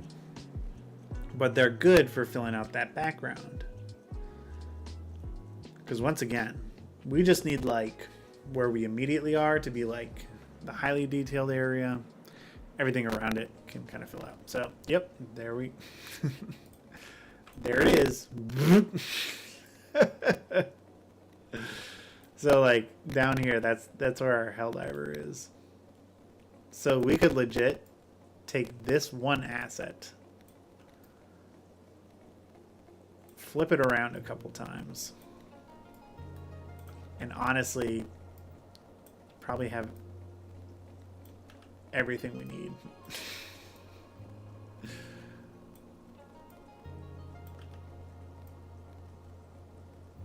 Because once again, if we go and find our where's our, that's a Helldiver down there. You can't even see most of those assets. But like if we ever need to get like super high up, or even when the pods are dropping in, you know, we can go pretty high up and show it for a good amount of time. So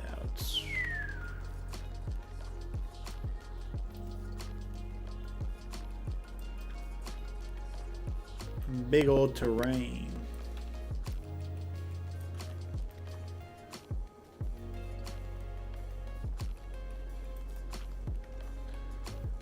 That fills out quite nicely. And again, when we are getting down, you know, we are going to be like cameras close up. So even though it seems like, yep, crazy efficiency. That's what we're about. You know, like we're not looking at these things close up. I think we're actually losing a little bit of detail on them even.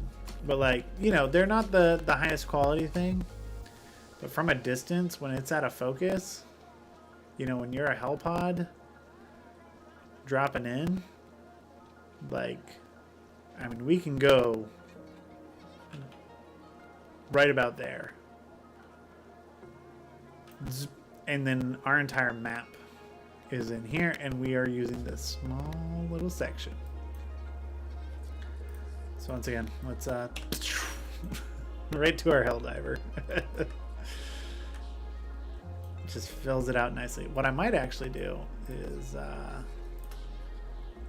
lift these two up, just so he can see, you know, a little bit peeking out. But again, it is a couple of assets now, right? It's like what, like six of these around. It fills it out, and there are several others. So like, for just to show how crazy you can get with it, let's drag another one out, because this one might have like more of the mountains.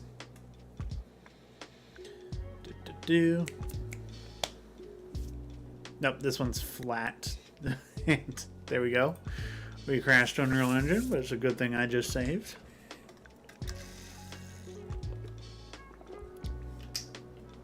We'll get it back up.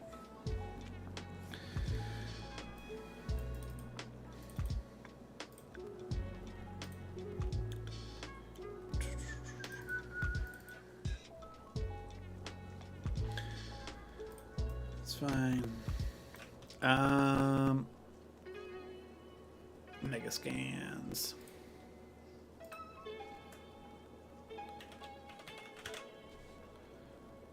Terrain. Static mesh. Okay. So that was like more of like a flat scape, which could honestly be useful, like to kind of fill out a big chunk of the other stuff. But okay, so this one's kind of more like a, like it's a bit like this other one. But as you can see, it's just this large, ginormous thing we can drop in. We'll do one more.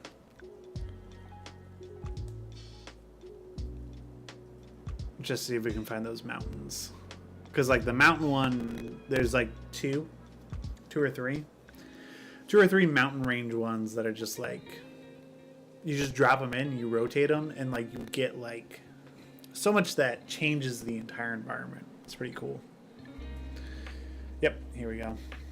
So yeah, this is actually the smallest one of the mountain ones. We drop it in, drop it back here, and just like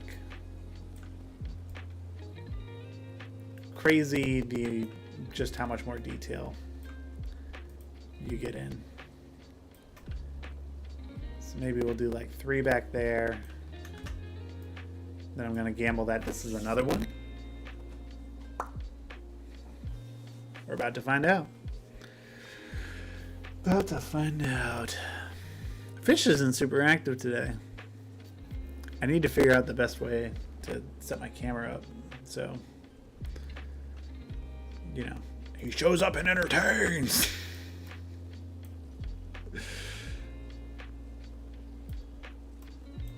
I would even do him like this right here. We can even scale this down. Spin it around. Bam, look at this. We're covering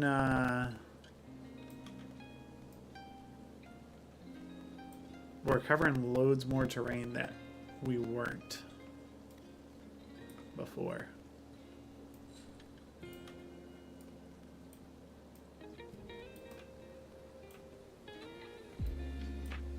And it's, you know, less we have to paint in.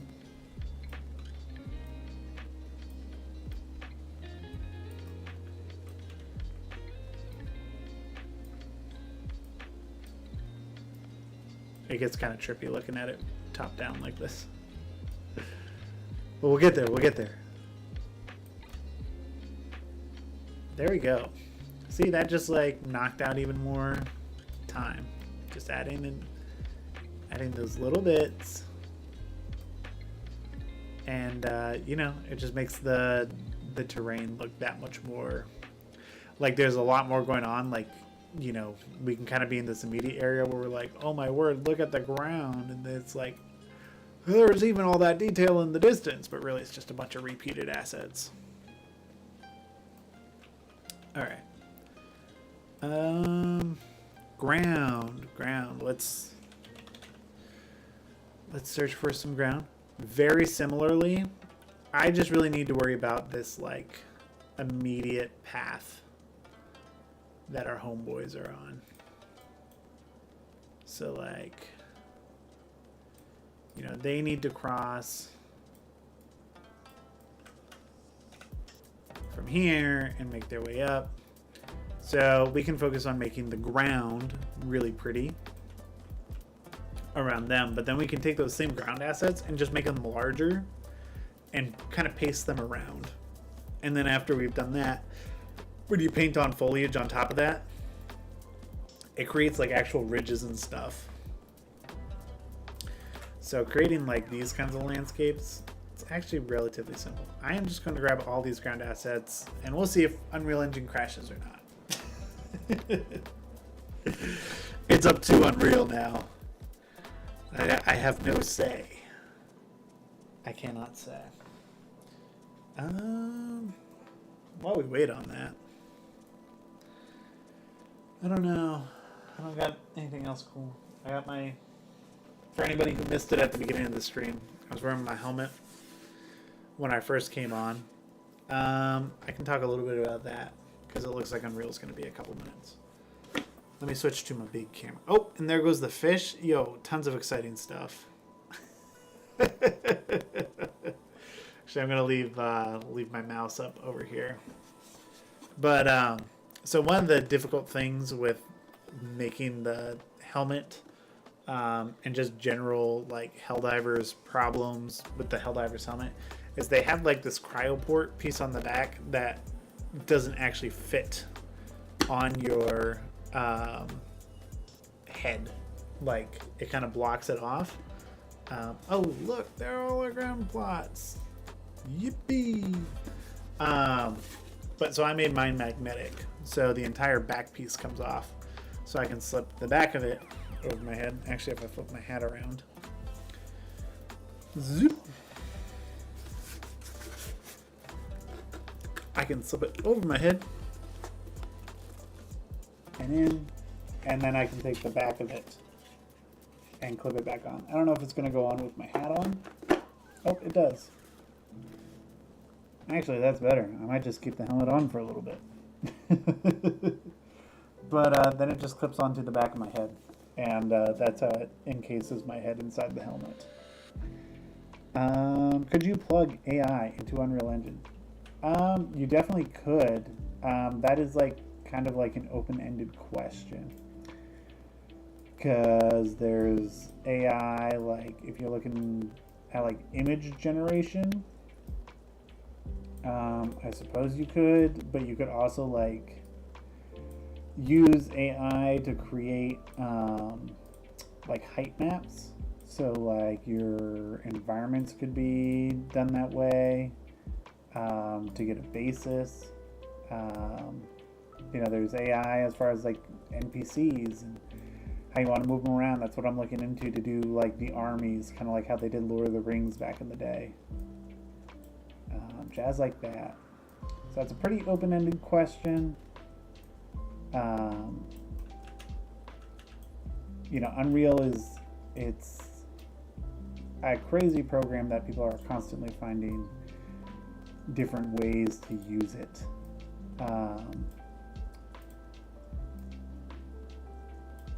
And that's the beautiful thing about it. But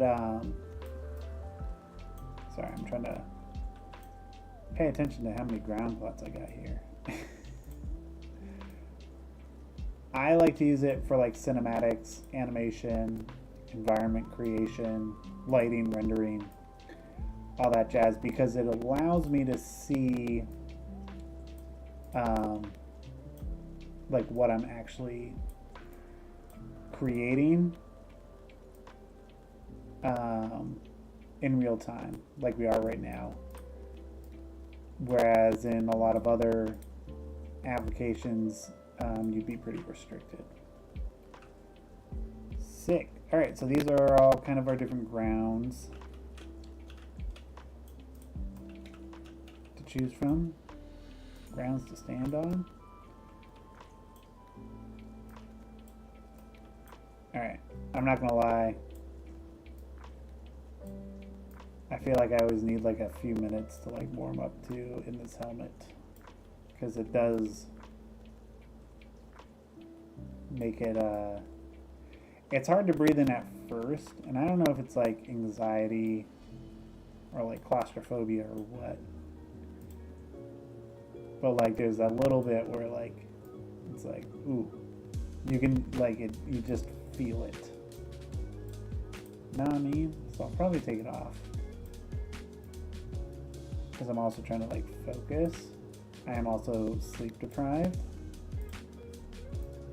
so it's probably a pretty poor recipe. So yeah, maybe we should take it off.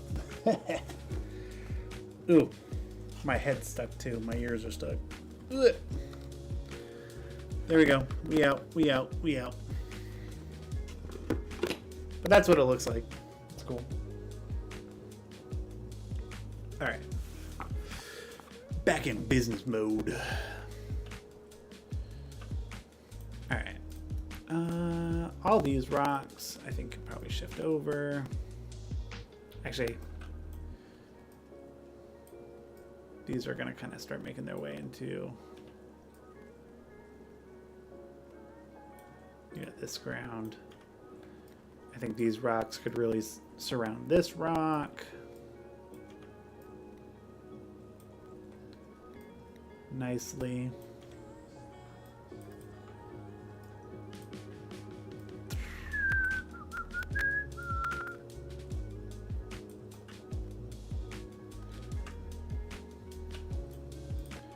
This is, this is the the fun and environment creation right here. It's like, just make it look nice. Make it look a little seamless.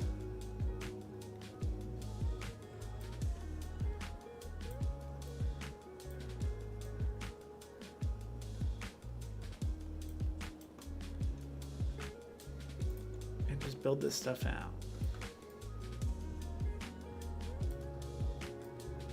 This do be why I love working in Unreal. But again, you know, it's because I can see it live. I can kind of get an idea of what I'm doing.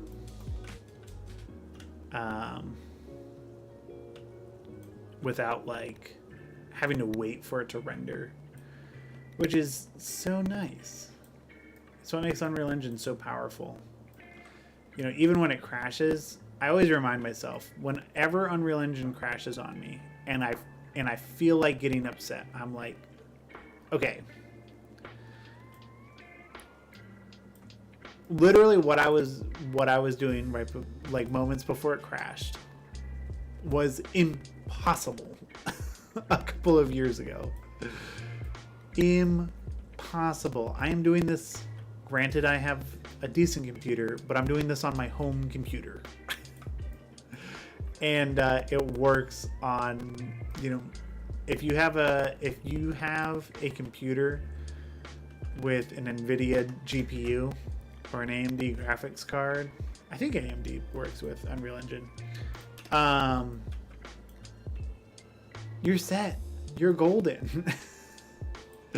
You can do the thing. William Fauché, he's like a very well-known Unreal Engine artist. He worked on a 2070 for years in Unreal Engine. I think he was actually on a 2060 for a while, and then he upgraded to a 2070, and now I think he's either in a 30 or 40 series, but I've even seen people with 1080s. 1080s and 1060s do stuff in Unreal Engine. It's crazy. Crazy, crazy. And like the stuff that I'm doing right now, like this environment stuff, like this is light. This is light in Unreal Engine.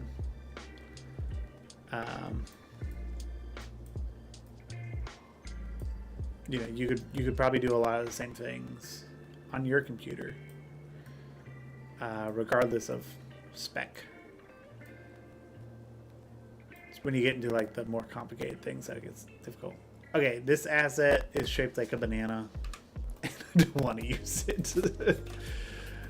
I tend to find that's with a lot of these like canyon floor assets. They're just so oddly shaped.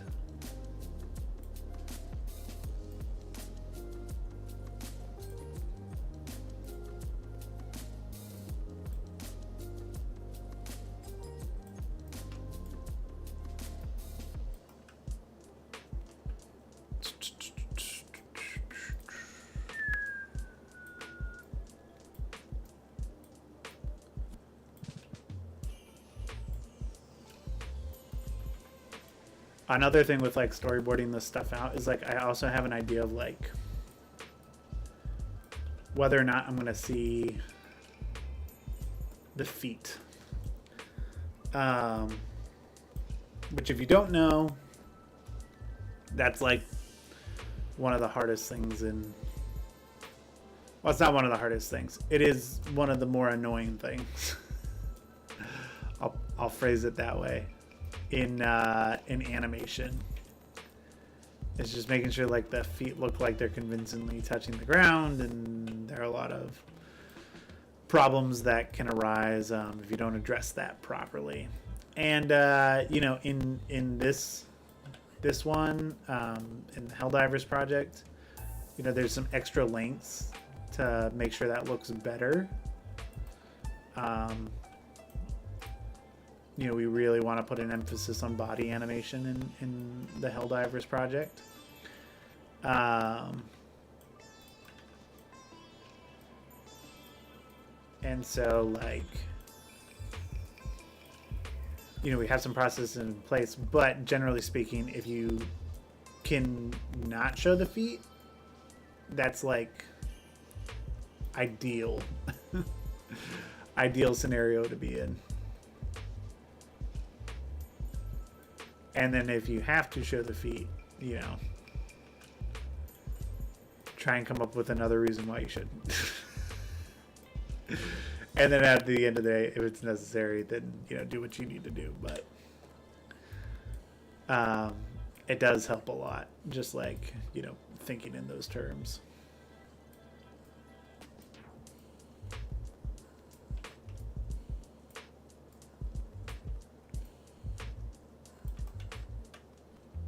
Let's get those kind of blended together. I feel like foliage will help a lot with that.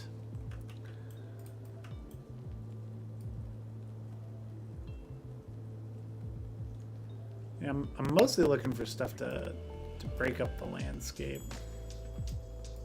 And some of these might work better as like those large pieces I was talking about.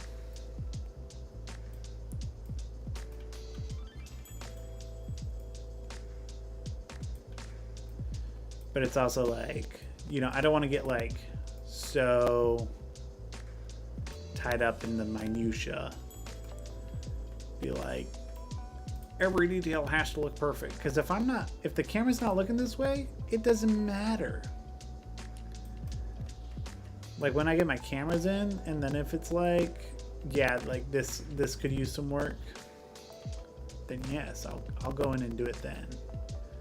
But for now, it's just like what looks good enough for now, and then I can go in and clean up.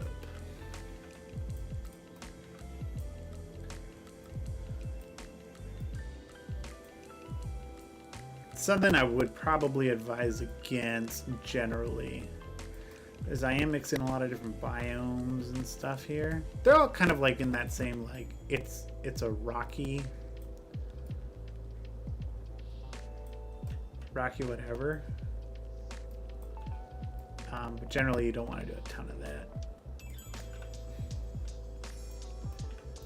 But, you know, I want to add a decent amount of grassland sort of area. So I think what I'm going to do is I'm going to use a lot of these weird banana shaped pieces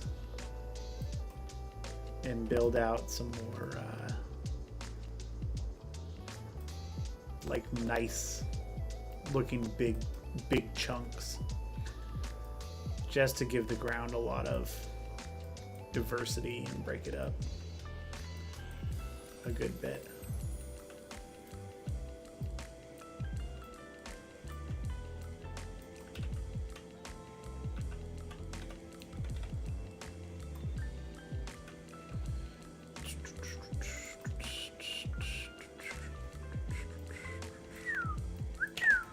Whoop.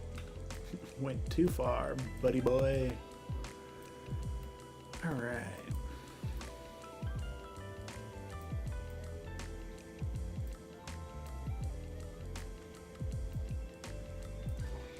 It's nice too, because like, so we duplicated like the same asset here a bunch of times, but then you add like a little bit of like this, and it really makes, like, draws the attention away from the fact, even though you can't even really tell, like anything to add just a little bit more of that, like, oh, that's not the same asset because there's all this. Look, now there's little rocks tucked away in there. It's like, it's just a little thing. Hey, thank you for the congratulations. Yeah, it's the 11,000 subscriber thing is wild. Truly very wild. I am super grateful. Means a whole lot to me. Yeah, it's been on this weird trend ever since I posted that video.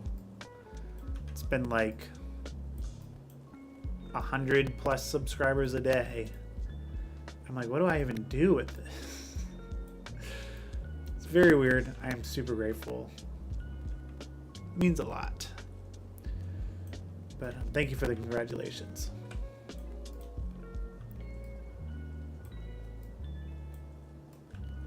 All right.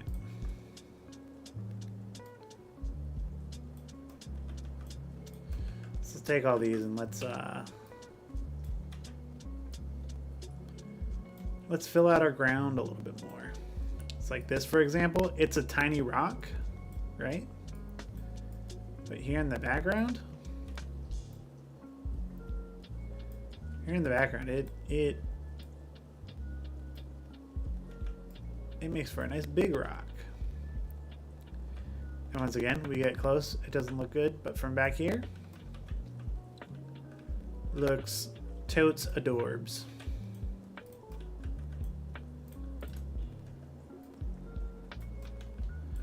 And same thing with these. We'll super scale them. And just kind of stick them into the ground, because like it's going to be like those pointiest bits that stick up, but they're much larger now. So they take up a lot more of the biome.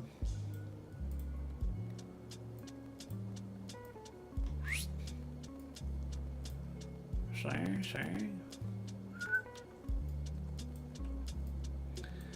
And we'll just use them to fill all this out a little bit more.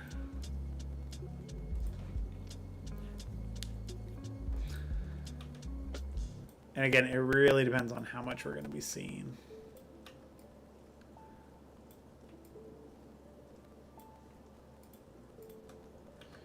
But then I can also take all this. So like we'll create like a little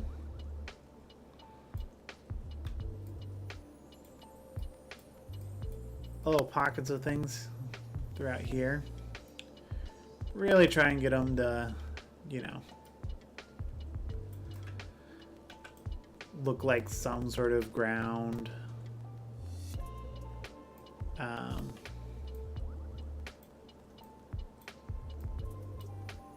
You know, patching, I suppose would be the word. And then we'll just kind of move them around. We'll duplicate them and move them around. But again, few assets, they go a long way. And generally what I do, so like I'll get this bit together, right? Where I'll be like, okay, this is like generally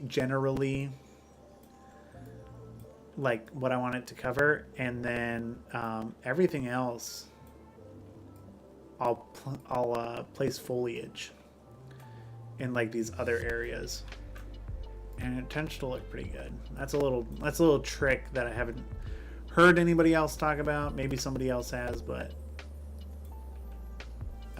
I've only heard it on the Plot Coalition YouTube channel on a Thursday night live stream. So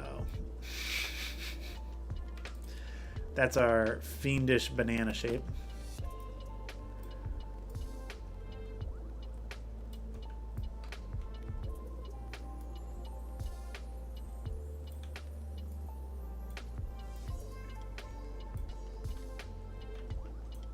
This thing's got its own problems too. All right, last couple. But again, what we'll be able to do with all this is once it's down, we'll select kind of all of these. Actually, I'll show you another trick. We'll group them. You can group things in Unreal Engine as well.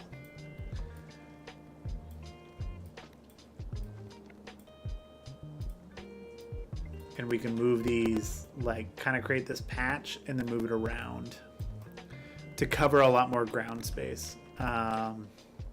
So in New Frontiers, when it's like that final battle scene, a lot of that groundwork was taking patches like this and grouping them up, and then, you know, kind of moving and repositioning them and then sinking them into the ground again.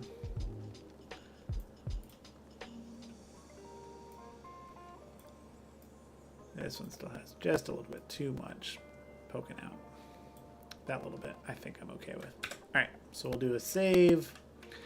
As you can see, it ain't perfect. It never will be, especially with these particular assets. But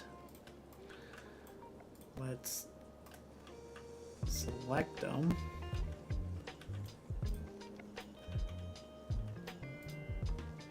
Or as many of them as we can. Because it's also hard to tell, like, once they're in the ground.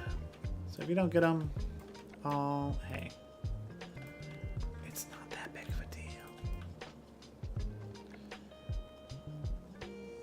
I think that's it. All right, so we'll Control G. Now they're a group, and now we can take this group and duplicate that, and it'll grab all the assets from that little grouping. We can find another area, and we can flip it around, make it work close to our liking. Where's our second rock? Here it is. This is our second, like, hero scene of rock. And again, I'm not really trying to make these like super perfect. They just need to kind of stick out of the ground. So like, let's say, I mean, heck, is this where the banana saves the day? Banana, nope.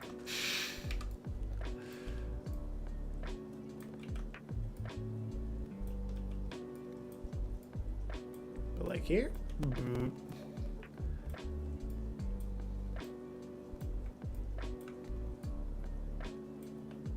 yep, there we go. Hide that little hole.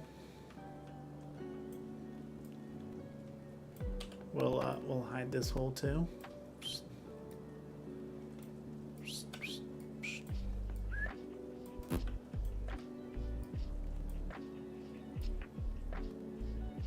And again, we're going to be putting so much foliage and stuff. See, this hole creates another hole. Or fixing that hole creates another hole. There we go. That's like what most of this all is. For creating like these high detail patches of things. Because even like, so like let's say we wanted to go like,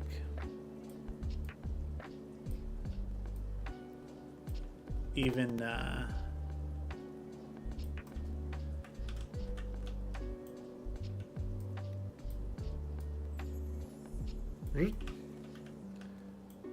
even crazier, which I know you're like, what? How is that possible? But like this whole area right back here, right? Again, we're not looking back this way. So we can take all these assets, whoop, make them go big-o mode. We can even raise them up. Like let's say if we want to do this, and then we can, we'll just do right click because I forget what the groups ungroup, Shift G. But now these are all individually grabbable again. And we can just pull them down until they start to disappear into the landscape. Right around where we would want them to. And again, we're just covering a lot of ground very quickly. And it creates high detail. We don't do any close-ups over here. Really what I found when it's like making rock environments is it's all about splitting up the light. So the more that light is like, you know, especially with like how directional, you know, we'll swap this out with the sky application. Whoa, we've been streaming so long that the music stopped. We'll restart the music. I'll probably get ready to end stream soon-ish, but we'll get this to a good place. But because, you know, we never really look this way, we don't need like it to be super detailed or whatnot. We just want it to break up this light, and then again, like being prepared to fill those holes with foliage. All this other stuff, because like you know, this is all still, there's still a lot of smooth area, but once it's filled, it'll look nice. And again, there is some shelving there, but it's like the same as like this cliff. Like this cliff has a ton of shelving, but if we're only looking this way, like this is looking pretty good. And if we're only looking around here, like it looks good. It looks like there's a ton of diversity, when really we're not using all that many assets in this scene. It is a pretty asset light scene in a lot of regards.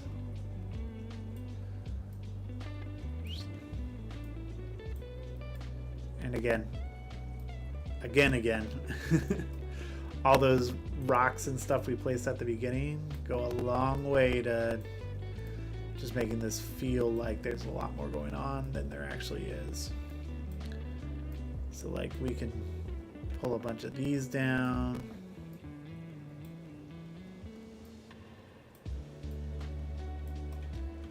Right.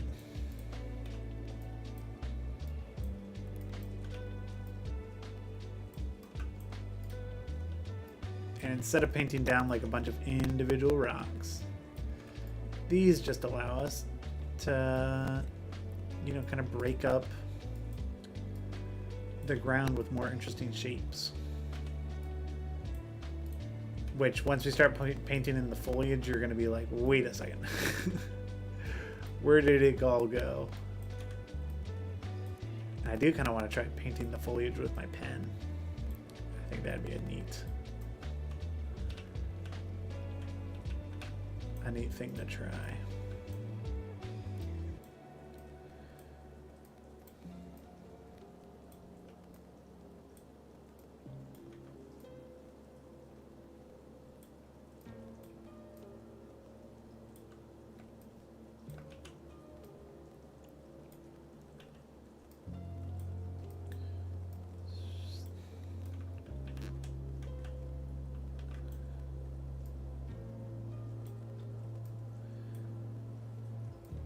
Even though this is just straight up a square of rocks, you can blend it right into the ground.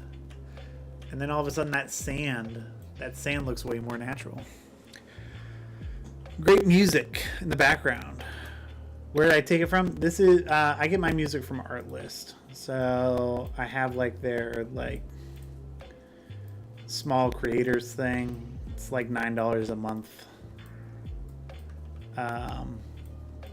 But it's a great library of music and just general assets. I just use my license is only for the music and the sound effects, but that does quite a bit. You know, in my case, that's all I really need it for.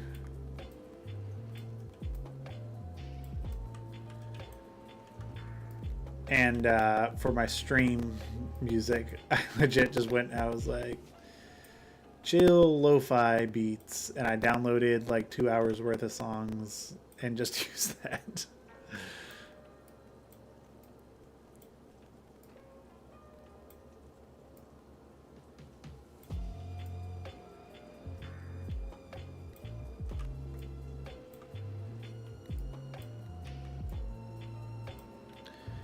And then here's another wacky tips on this week on Plot Coalition's stream.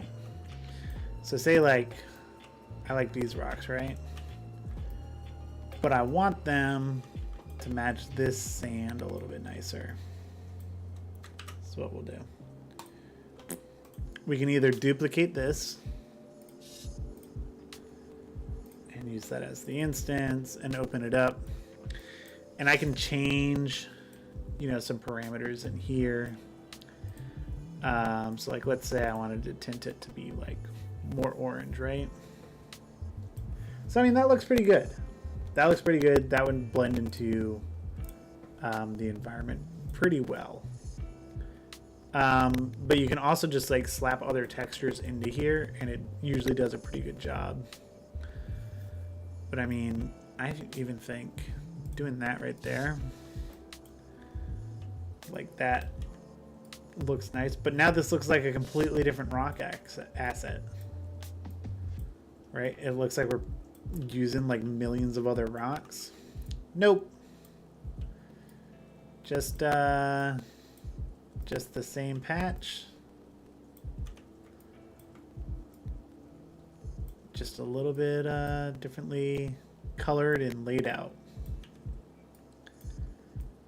And create kind of a little bit of infinity. You know? And then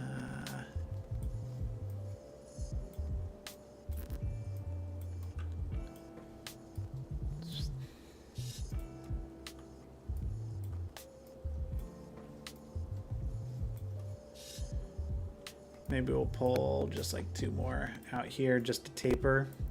I kind of like to think of like when I create these groups, like how am I tapering out the environment, or like the set of the environment. So like here, now it just like tapers a little bit more nicely and goes off. I can take all this, got a nice little group. G, W, shift select, and we have a nice little patch. That we can move around, rescale, or rotate it to use a completely different side.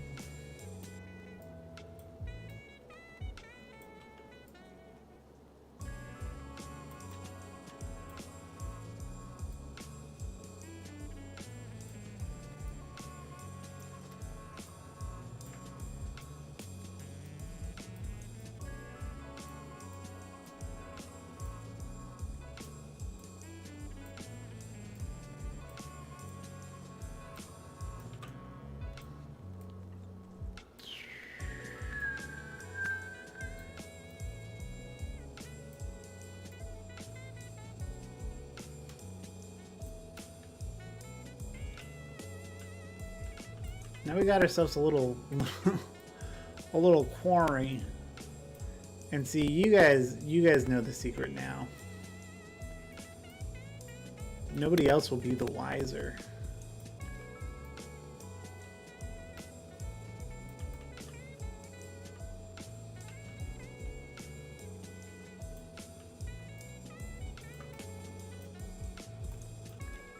And then like maybe we'll just make like a huge one.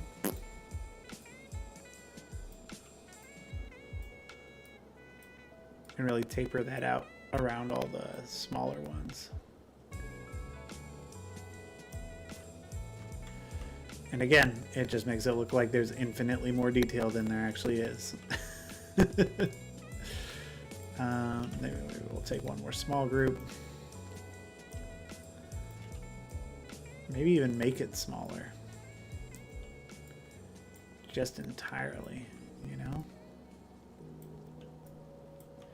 And there's other things that can be done too, which I'll do once I figure out which direction the camera and everything's going to be pointing, is I can then go in and put down what are called decals, which are just like super lightweight ways to make your environment look more advanced. So a lot of neat stuff that can be done. And maybe we'll take this large group and just once again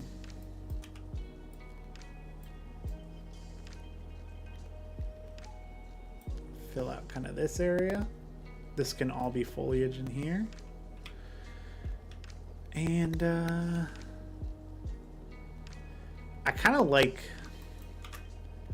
the theme, the look of this, but I feel like it's getting a little, just a tiny bit repetitive. So maybe we'll grab a different rock cluster And we'll do the same thing as far as creating an additional instance. We'll drag the rock out.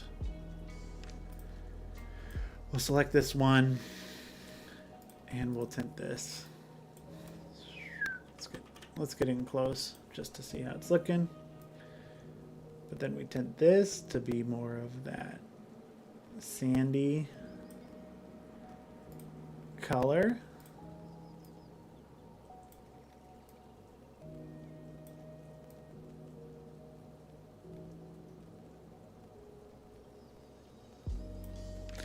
There we go. And now we can duplicate this all across the ground. And I am just going to start with making it large because I just kind of want this to be like almost like a beach, you know?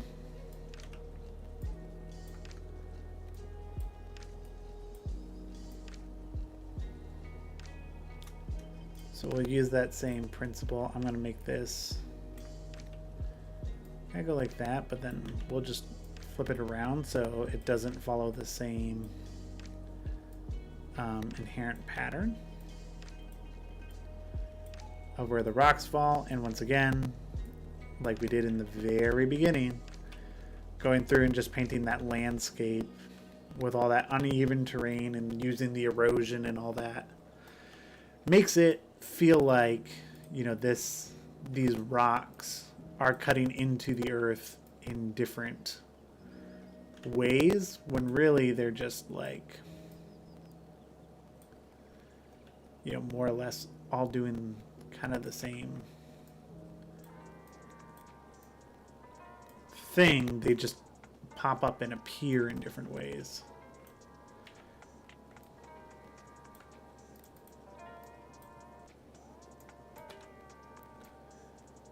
Scale this down, and again just blend it into the edge.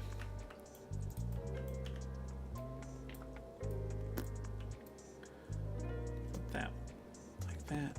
All right, so again it looks like there's hundreds of rocks, thousands of rocks, but really this is just a handful of assets that we can duplicate, move around, and be efficient. So group that, duplicate,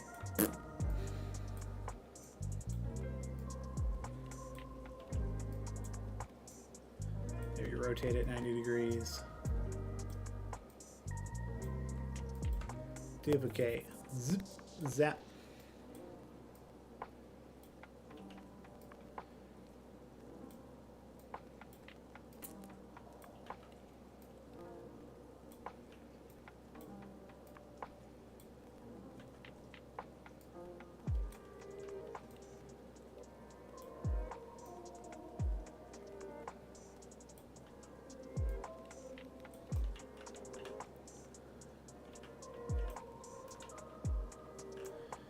And maybe I'll take one of these.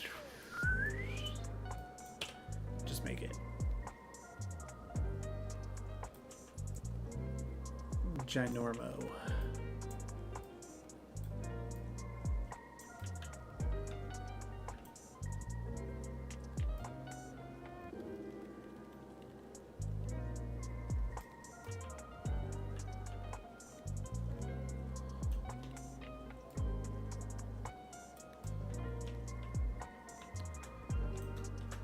There we go. We got quite the shelf of rocks. As you can see, like the repeating pattern of the sand is greatly reduced. And now we're going to paint in some foliage and basically get rid of the rest of where it looks like it's repeating. And then anywhere you see the sand, it's going to, you know, just feel like the ground. So you can see that the texture looks like it repeats quite a bit. But once we get, you know, kind of that dried grass in there, it'll look and feel pretty good. So let's get onto it, shall we? Let's go close 3D assets and pull up some foliage. That's a lot of ferns and stuff. Let's see what we got in here.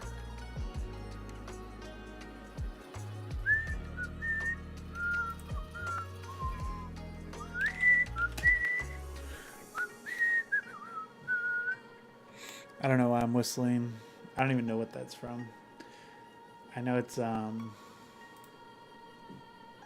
goodness, I'm blanking. Ba ba ba ba da ba da ba ra da da da da da. I'm not certain. I did watch the Superman trailer. Looks neat, I suppose. I was not super moved by it, but I saw some people in the comments who were, and I was like, well, I'm happy for you. We'll put down some cacti. Maybe not too many. I feel like too many looks too earthy.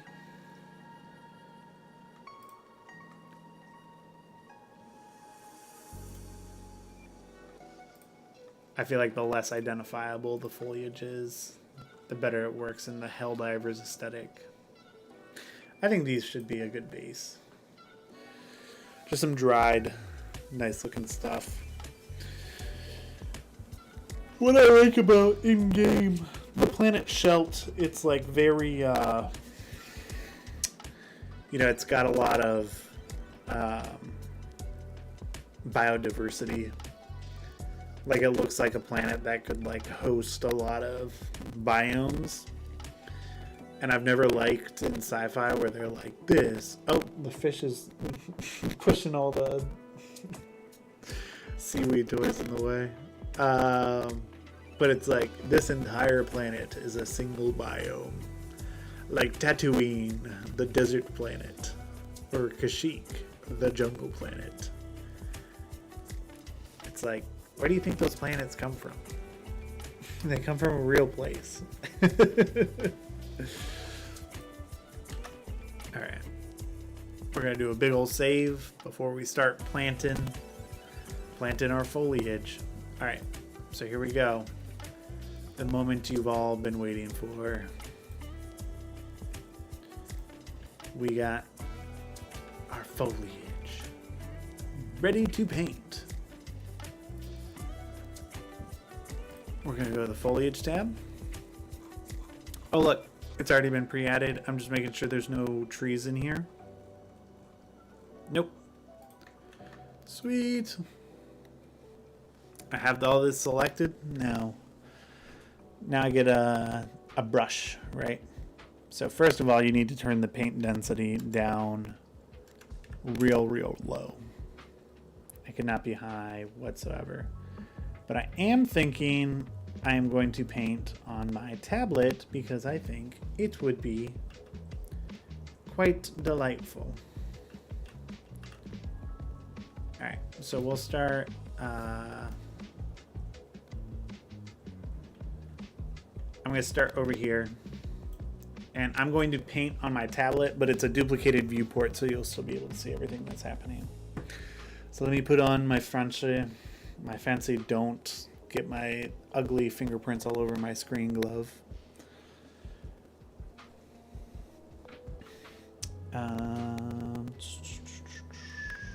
Okay. I'm gonna make the brush smaller. Alright. And we'll see, we'll just tap once.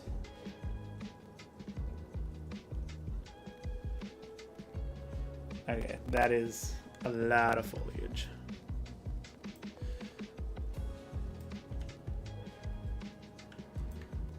So we're gonna undo. I'm gonna look for those lily pads and shut them off. Yep.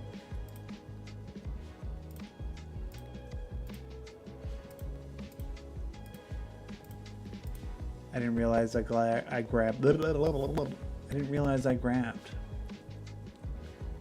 All those lily pads. Okay. Those should be gone. I'm going to turn the density down to 0.001. That is how small you need to make this. And we'll just tap. Tap. That's a good amount of foliage to start. And then I'm just going to paint this in. You're already losing where I'm at. Oh, this is incredibly satisfying to do with the pen.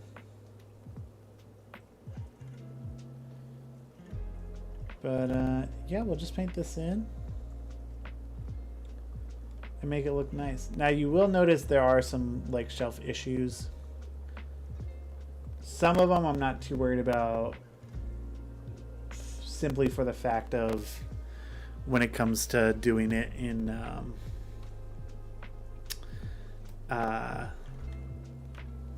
like once I see where the camera's looking, I'm not going to be as worried about it, because I'm probably going to end up painting out stuff where like they're running, and for instance stuff like that. I might paint out or pull some foliage.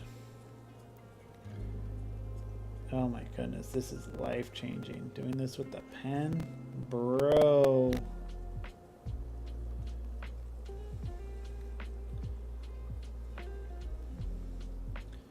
See, what I like to do is paint in and around the rocks that I've made. It just makes it look nice. And then you know, I can find in here areas to do higher densities.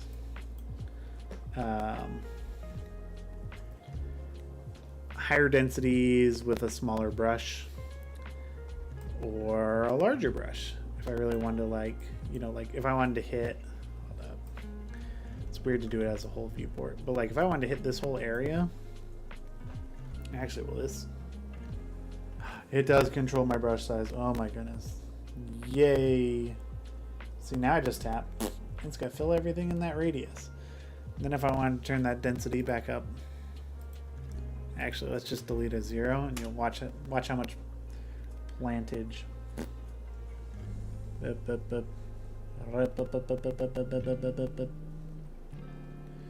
Plants getting painted down. And so this foliage is also, it's instanced. So it is using one version of the plant and figuring out, like calculating how to spread it out. And it also uses context. So if I paint like on this cliff, it is not going to paint it anywhere where it doesn't think like there's too much of an incline. So notice how I put like a little bit of a tuft in there, but like when it goes straight up, nothing painted down. Because it's, and you can customize it even further, but it's set to look for and avoid that kind of stuff. So like over here, for example, like I know there's going to be a little bit where they're shooting off of the rock, right? Which I should really fix this singular rock.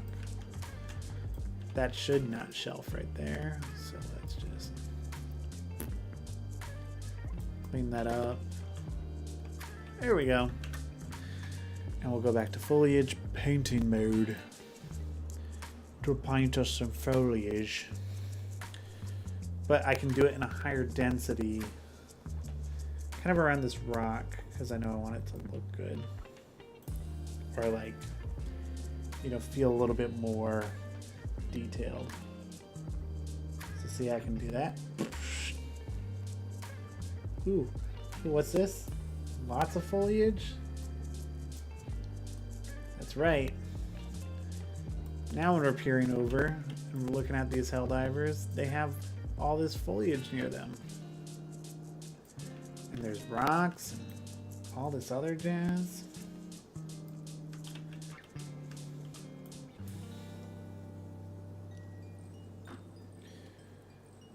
I think the only thing I wish there was for the foliage painting is we'll go positive 5. Is like something other than the bubble. Like if there could be a brush that was just a bit more random, that'd be kind of nice. But I will say, using my pen right now, which again I keep forgetting, you guys can't see unless I turn both cameras facing it because I'm looking at a different viewport. But like, just something to make it a little bit more random. I will say using the pencil though, or the pen, does help. So then we got this area down in here. I can probably drop a 0, but bring up the size.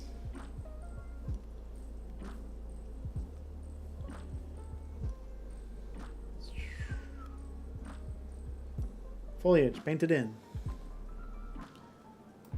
Looks better.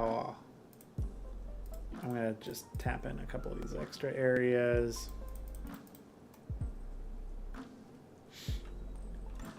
And what's nice is like what you guys are seeing up here is lit. I'm looking at it unlit, so I can see like really harshly where these lines fall off. And I can just be like, I want to paint more foliage in there. We are making the computer chug because we are putting down thousands of plants right now. But usually once it loads, it knows how many plants are in the scene. It usually kicks back in and runs pretty quick. So I'm gonna finish painting out kind of this area. I'm not gonna bother going too much behind here. Well, actually, we'll just do one quick whoop. One quick pass. So another thing I like to do to add a lot of detail too is I won't add wind to all of the grass or all of the foliage, but I will add it to some of it. Just to split it up a little bit more. So you can see we are making her chug now.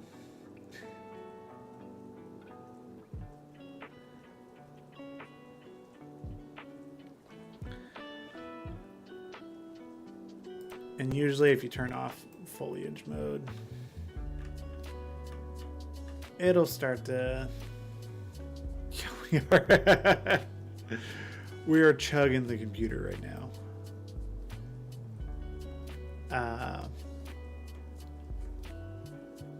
But what we can also do is be like, wow, this looks nice, but the foliage is really not helping us right now. We can just turn it off and get all that speed back. And then we can toggle it on, check stuff. You know, be like, does it look good? And like, you know, this, whoop, there goes Unreal. Of course, now it is crashed. But moral of the story, you can toggle that foliage on and off, which is helpful. So last thing we're gonna do, we're almost done here. We'll be all done painting foliage. Might have, dare I say it, I think we might have painted a little too much. It undid some of my sin.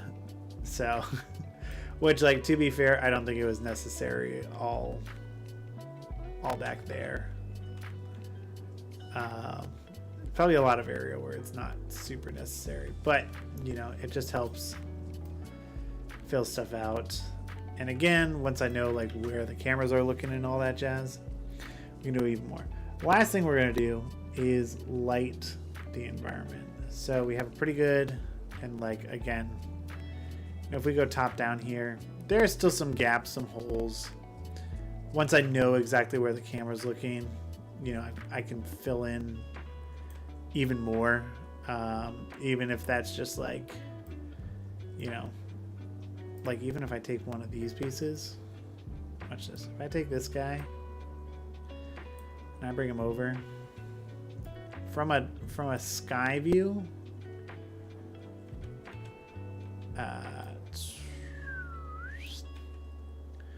oh, what's that? Landscape got infinitely more detailed.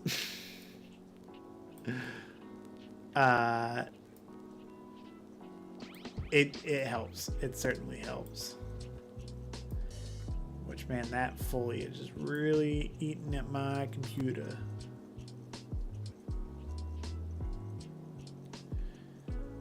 She do be chugging.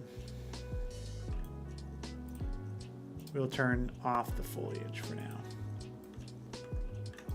Get our speed back. I am speed. But yeah, like I said, it fills in a lot more, and we can still do a bunch of little things. Last thing we're gonna do is the lighting. So the light actually looks like really nice for a desert scene. Right now it's just a directional light. So actually, even before I do all that, I'm gonna grab everything except for you, Mr. Helldiver, and you, Mr. Helldiver, because nothing else is really moving, or at least I don't need it for like animation data. So we're gonna call this environment, and this is to keep our stuff clean, so that as we drag in characters and vehicles and all that jazz, it'll be helpful. All right, so we're gonna do a save. We're gonna take this directional light, and we are going to delete it. And now Unreal Engine is going to try and use anything to light our scene because it is extremely dark right now.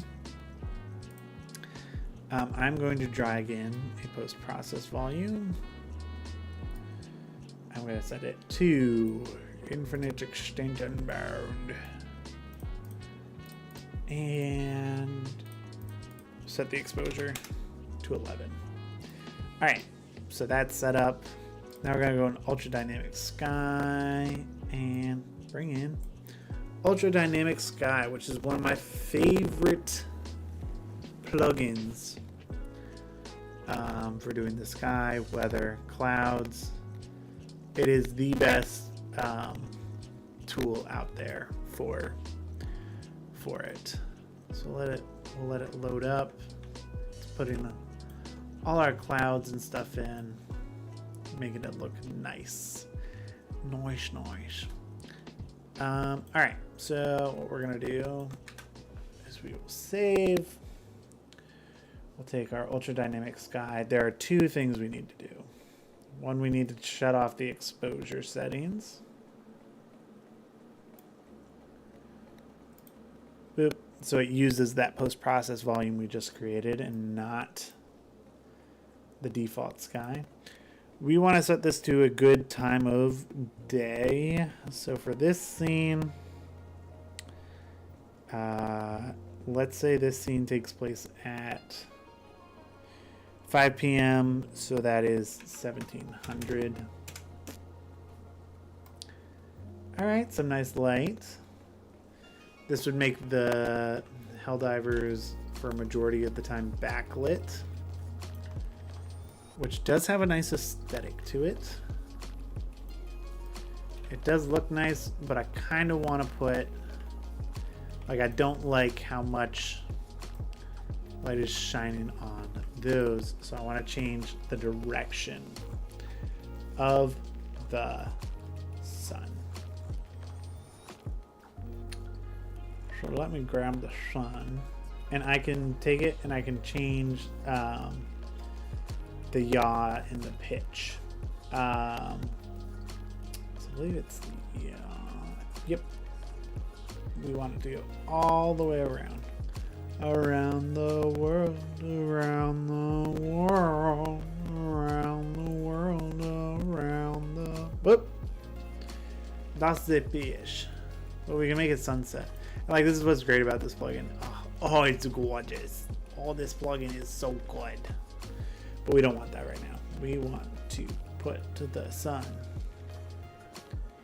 behind these. I kind of like this rock being pretty silhouetted.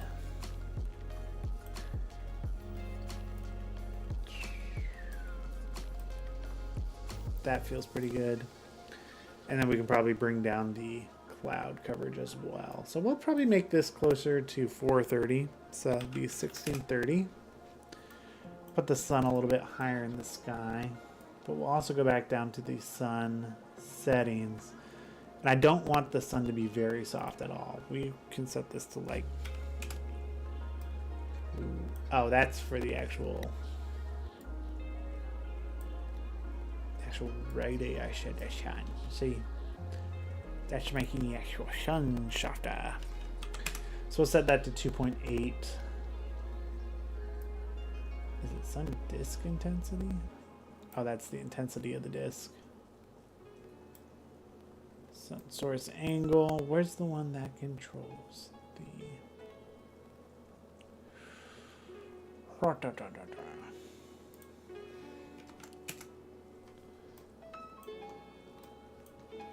That's at 10.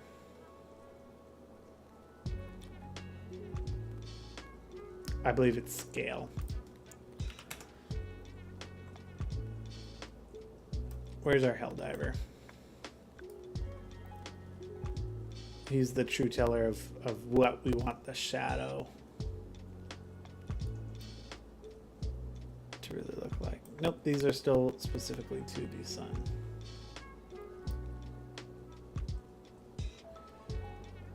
But I do like the idea of the sun being a little bit bigger.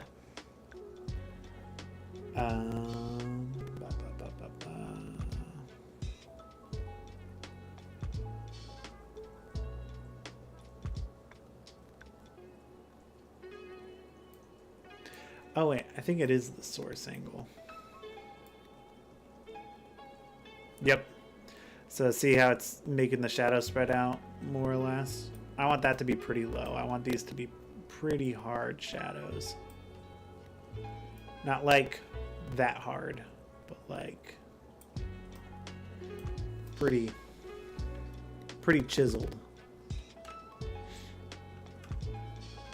And then I'm gonna reduce the overall cloud coverage. We'll set to like 0.9. So it's not as cloudy of a day.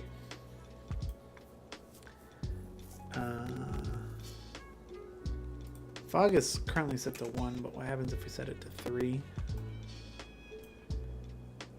Makes the distant area kind of fall off.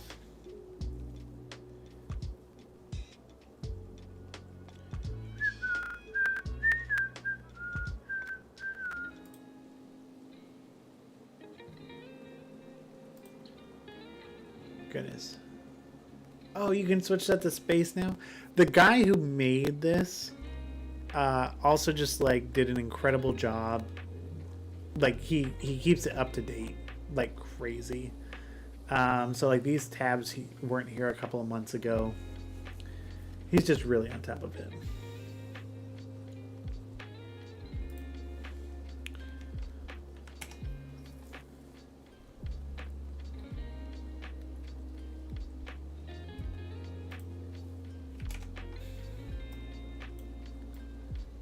We want more wisps. I like wispy clouds.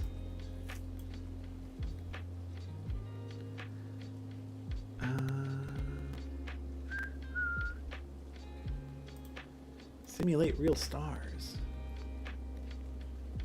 Do you even see stars this time? Probably not. We'll turn that off for now. You can also like set a whole bunch of this to simulate for, because it's set up for games.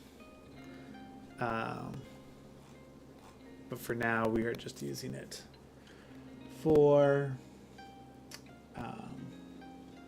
you know, footage. All that's correct. So really the only other thing that we would like regularly change is like getting into the fog settings. You can like place planets in the background, which there are planets you can see from Shelt. So maybe we just add one in the indel distance. Alright, so they got a few of these. Yeah, see? Whew. Oh, it's so cool.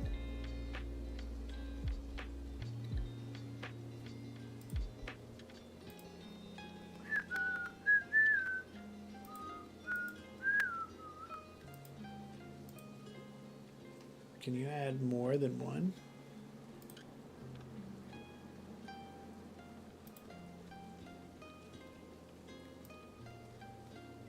Yeah, you can. And these are just like little cards.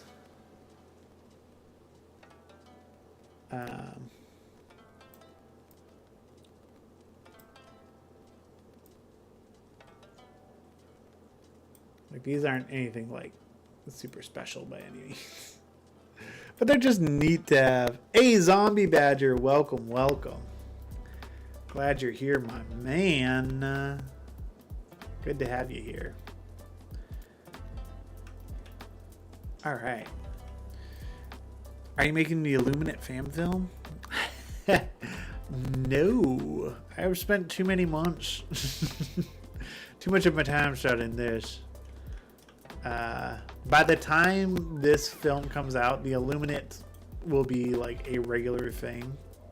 Like it won't be a special event anymore. You know, you can't totally buy into the hype. People will be back on the bugs and bots front, and they will be fighting the Illuminate just as regularly. So we're sticking to our guns. But this lighting, it's looking pretty good. I'm liking the way it looks.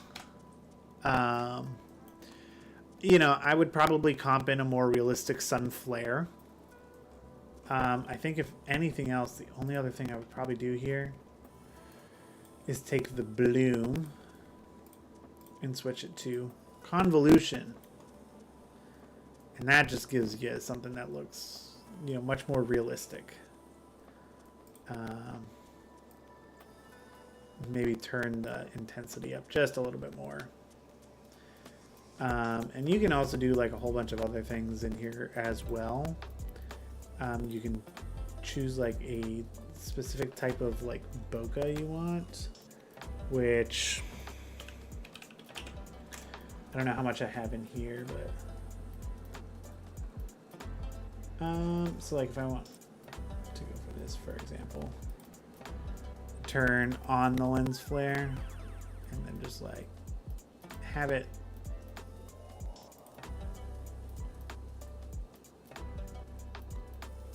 affect. I don't love the Unreal Engine lens flares, but it can look nice sometimes when you like really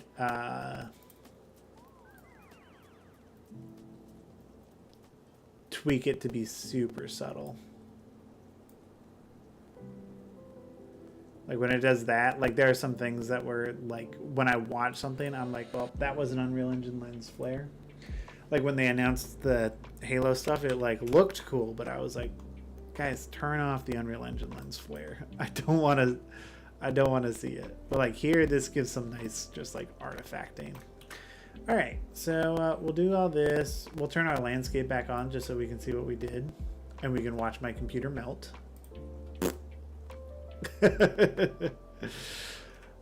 Our flowers are back. Oi. Oi, we got plants. I think it's honestly like, it's mostly these clusters that are like really chugging the computer. But it looks nice. We built a pretty sweet environment. I might even screenshot this. Here, you know what we'll do?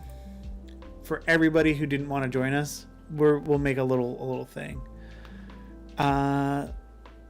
Sticking to the bees, as the cool kids say. That's right. That's right. I have been looking at the the stuff that went into the Helldivers archive for the Illuminate. It definitely looks cool. I'll give it that. Never said it didn't look cool. But, you know, I gotta stick to what we have. So here, let's just make a really nice composition, just so we can let everybody know what they missed out on. And, you know, when they bypassed the Plot Coalition stream, right? We'll be like, yo, this is what you could have had.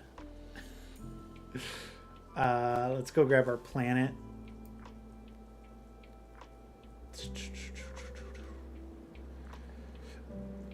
We might need to turn off the foliage again. Where are you, Mr. Planet? Har. There you are.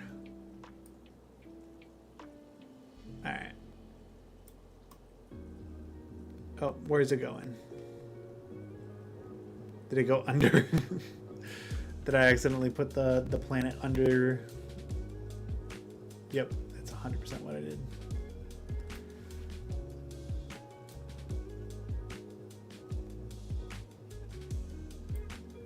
And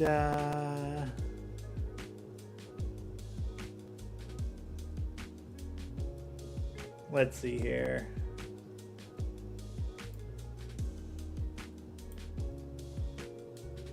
We'll give it a little bit more glow.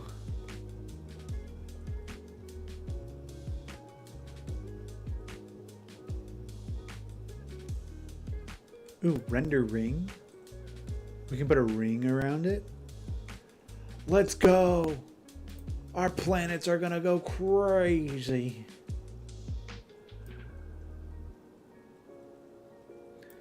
We'll just give it some more glow. And maybe we just reposition it just slightly. Just so we can see more of said beautiful planet in the in our little democratic render here. And then we'll get our guy. You saw the fish? He does like to tease every once in a while. I need to set up a camera that just looks for the color orange and just follows him around. So you guys can see him more often. All right. You know, I won't love to do this, but for the sake of doing this way, we'll just call this environment test.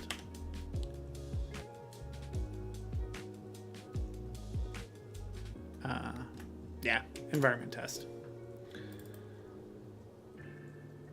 I'll get rid of that window. Should make a fish fan film. What's that one where you swim around? Aqua something. As Abzul or something like that. Abzu. That's the name of it.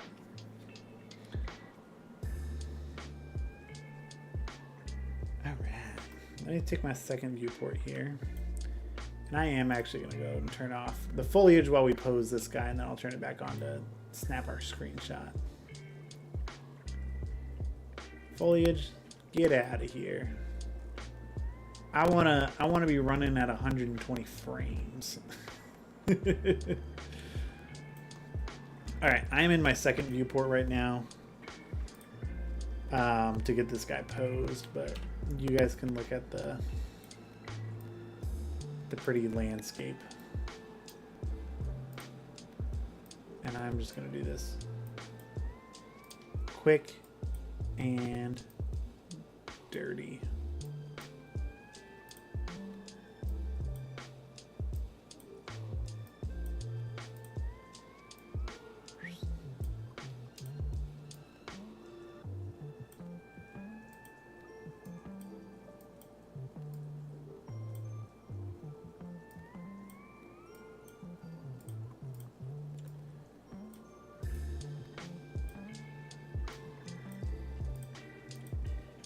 We shall have him saluting momentarily.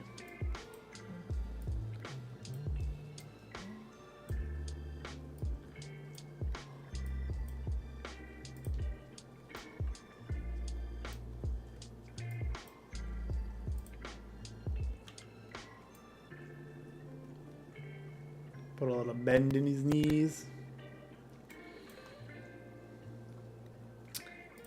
This will give you a good example, though, of how much better and faster the animation pipeline is going to be for this. Because even for the, I've really been doubling down.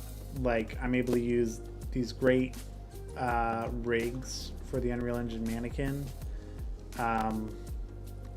which is essentially like the best control rig you could be using. I can use them for the humanoid characters, but I've really been making a point to build some for, you know, the bugs and the bots as well, so I can animate them with just as much fidelity and ease, so they can look as good as you know, everything else. So here we go. That looks nice. I quite like it. Alright, everything on him has a little bit of that, so I'm gonna go back to selection mode. Let's drop in a camera and just go super wide with it. Camera. 16 sound about right? Maybe 12. Yeah, 12 looks good. 12, we'll set the focus to be on him, but then we'll set our aperture a bit lower.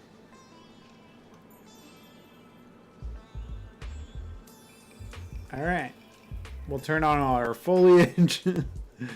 Have the computer chug once again. Got no lines. Cool. We'll snap a screenshot and we'll be good. We do have a hidden Greg in one of them, and I said I would hide another Greg. Oh, there's the fish again. I did say I would hide another Greg if we got our 5 super chat goals, but we got 0 super chats. So we will do that next time on the next go round. It is concerning me with how long it is taking Unreal to take a screenshot. Okay, there it is. There it is. You know, maybe we take a couple more for prosperity.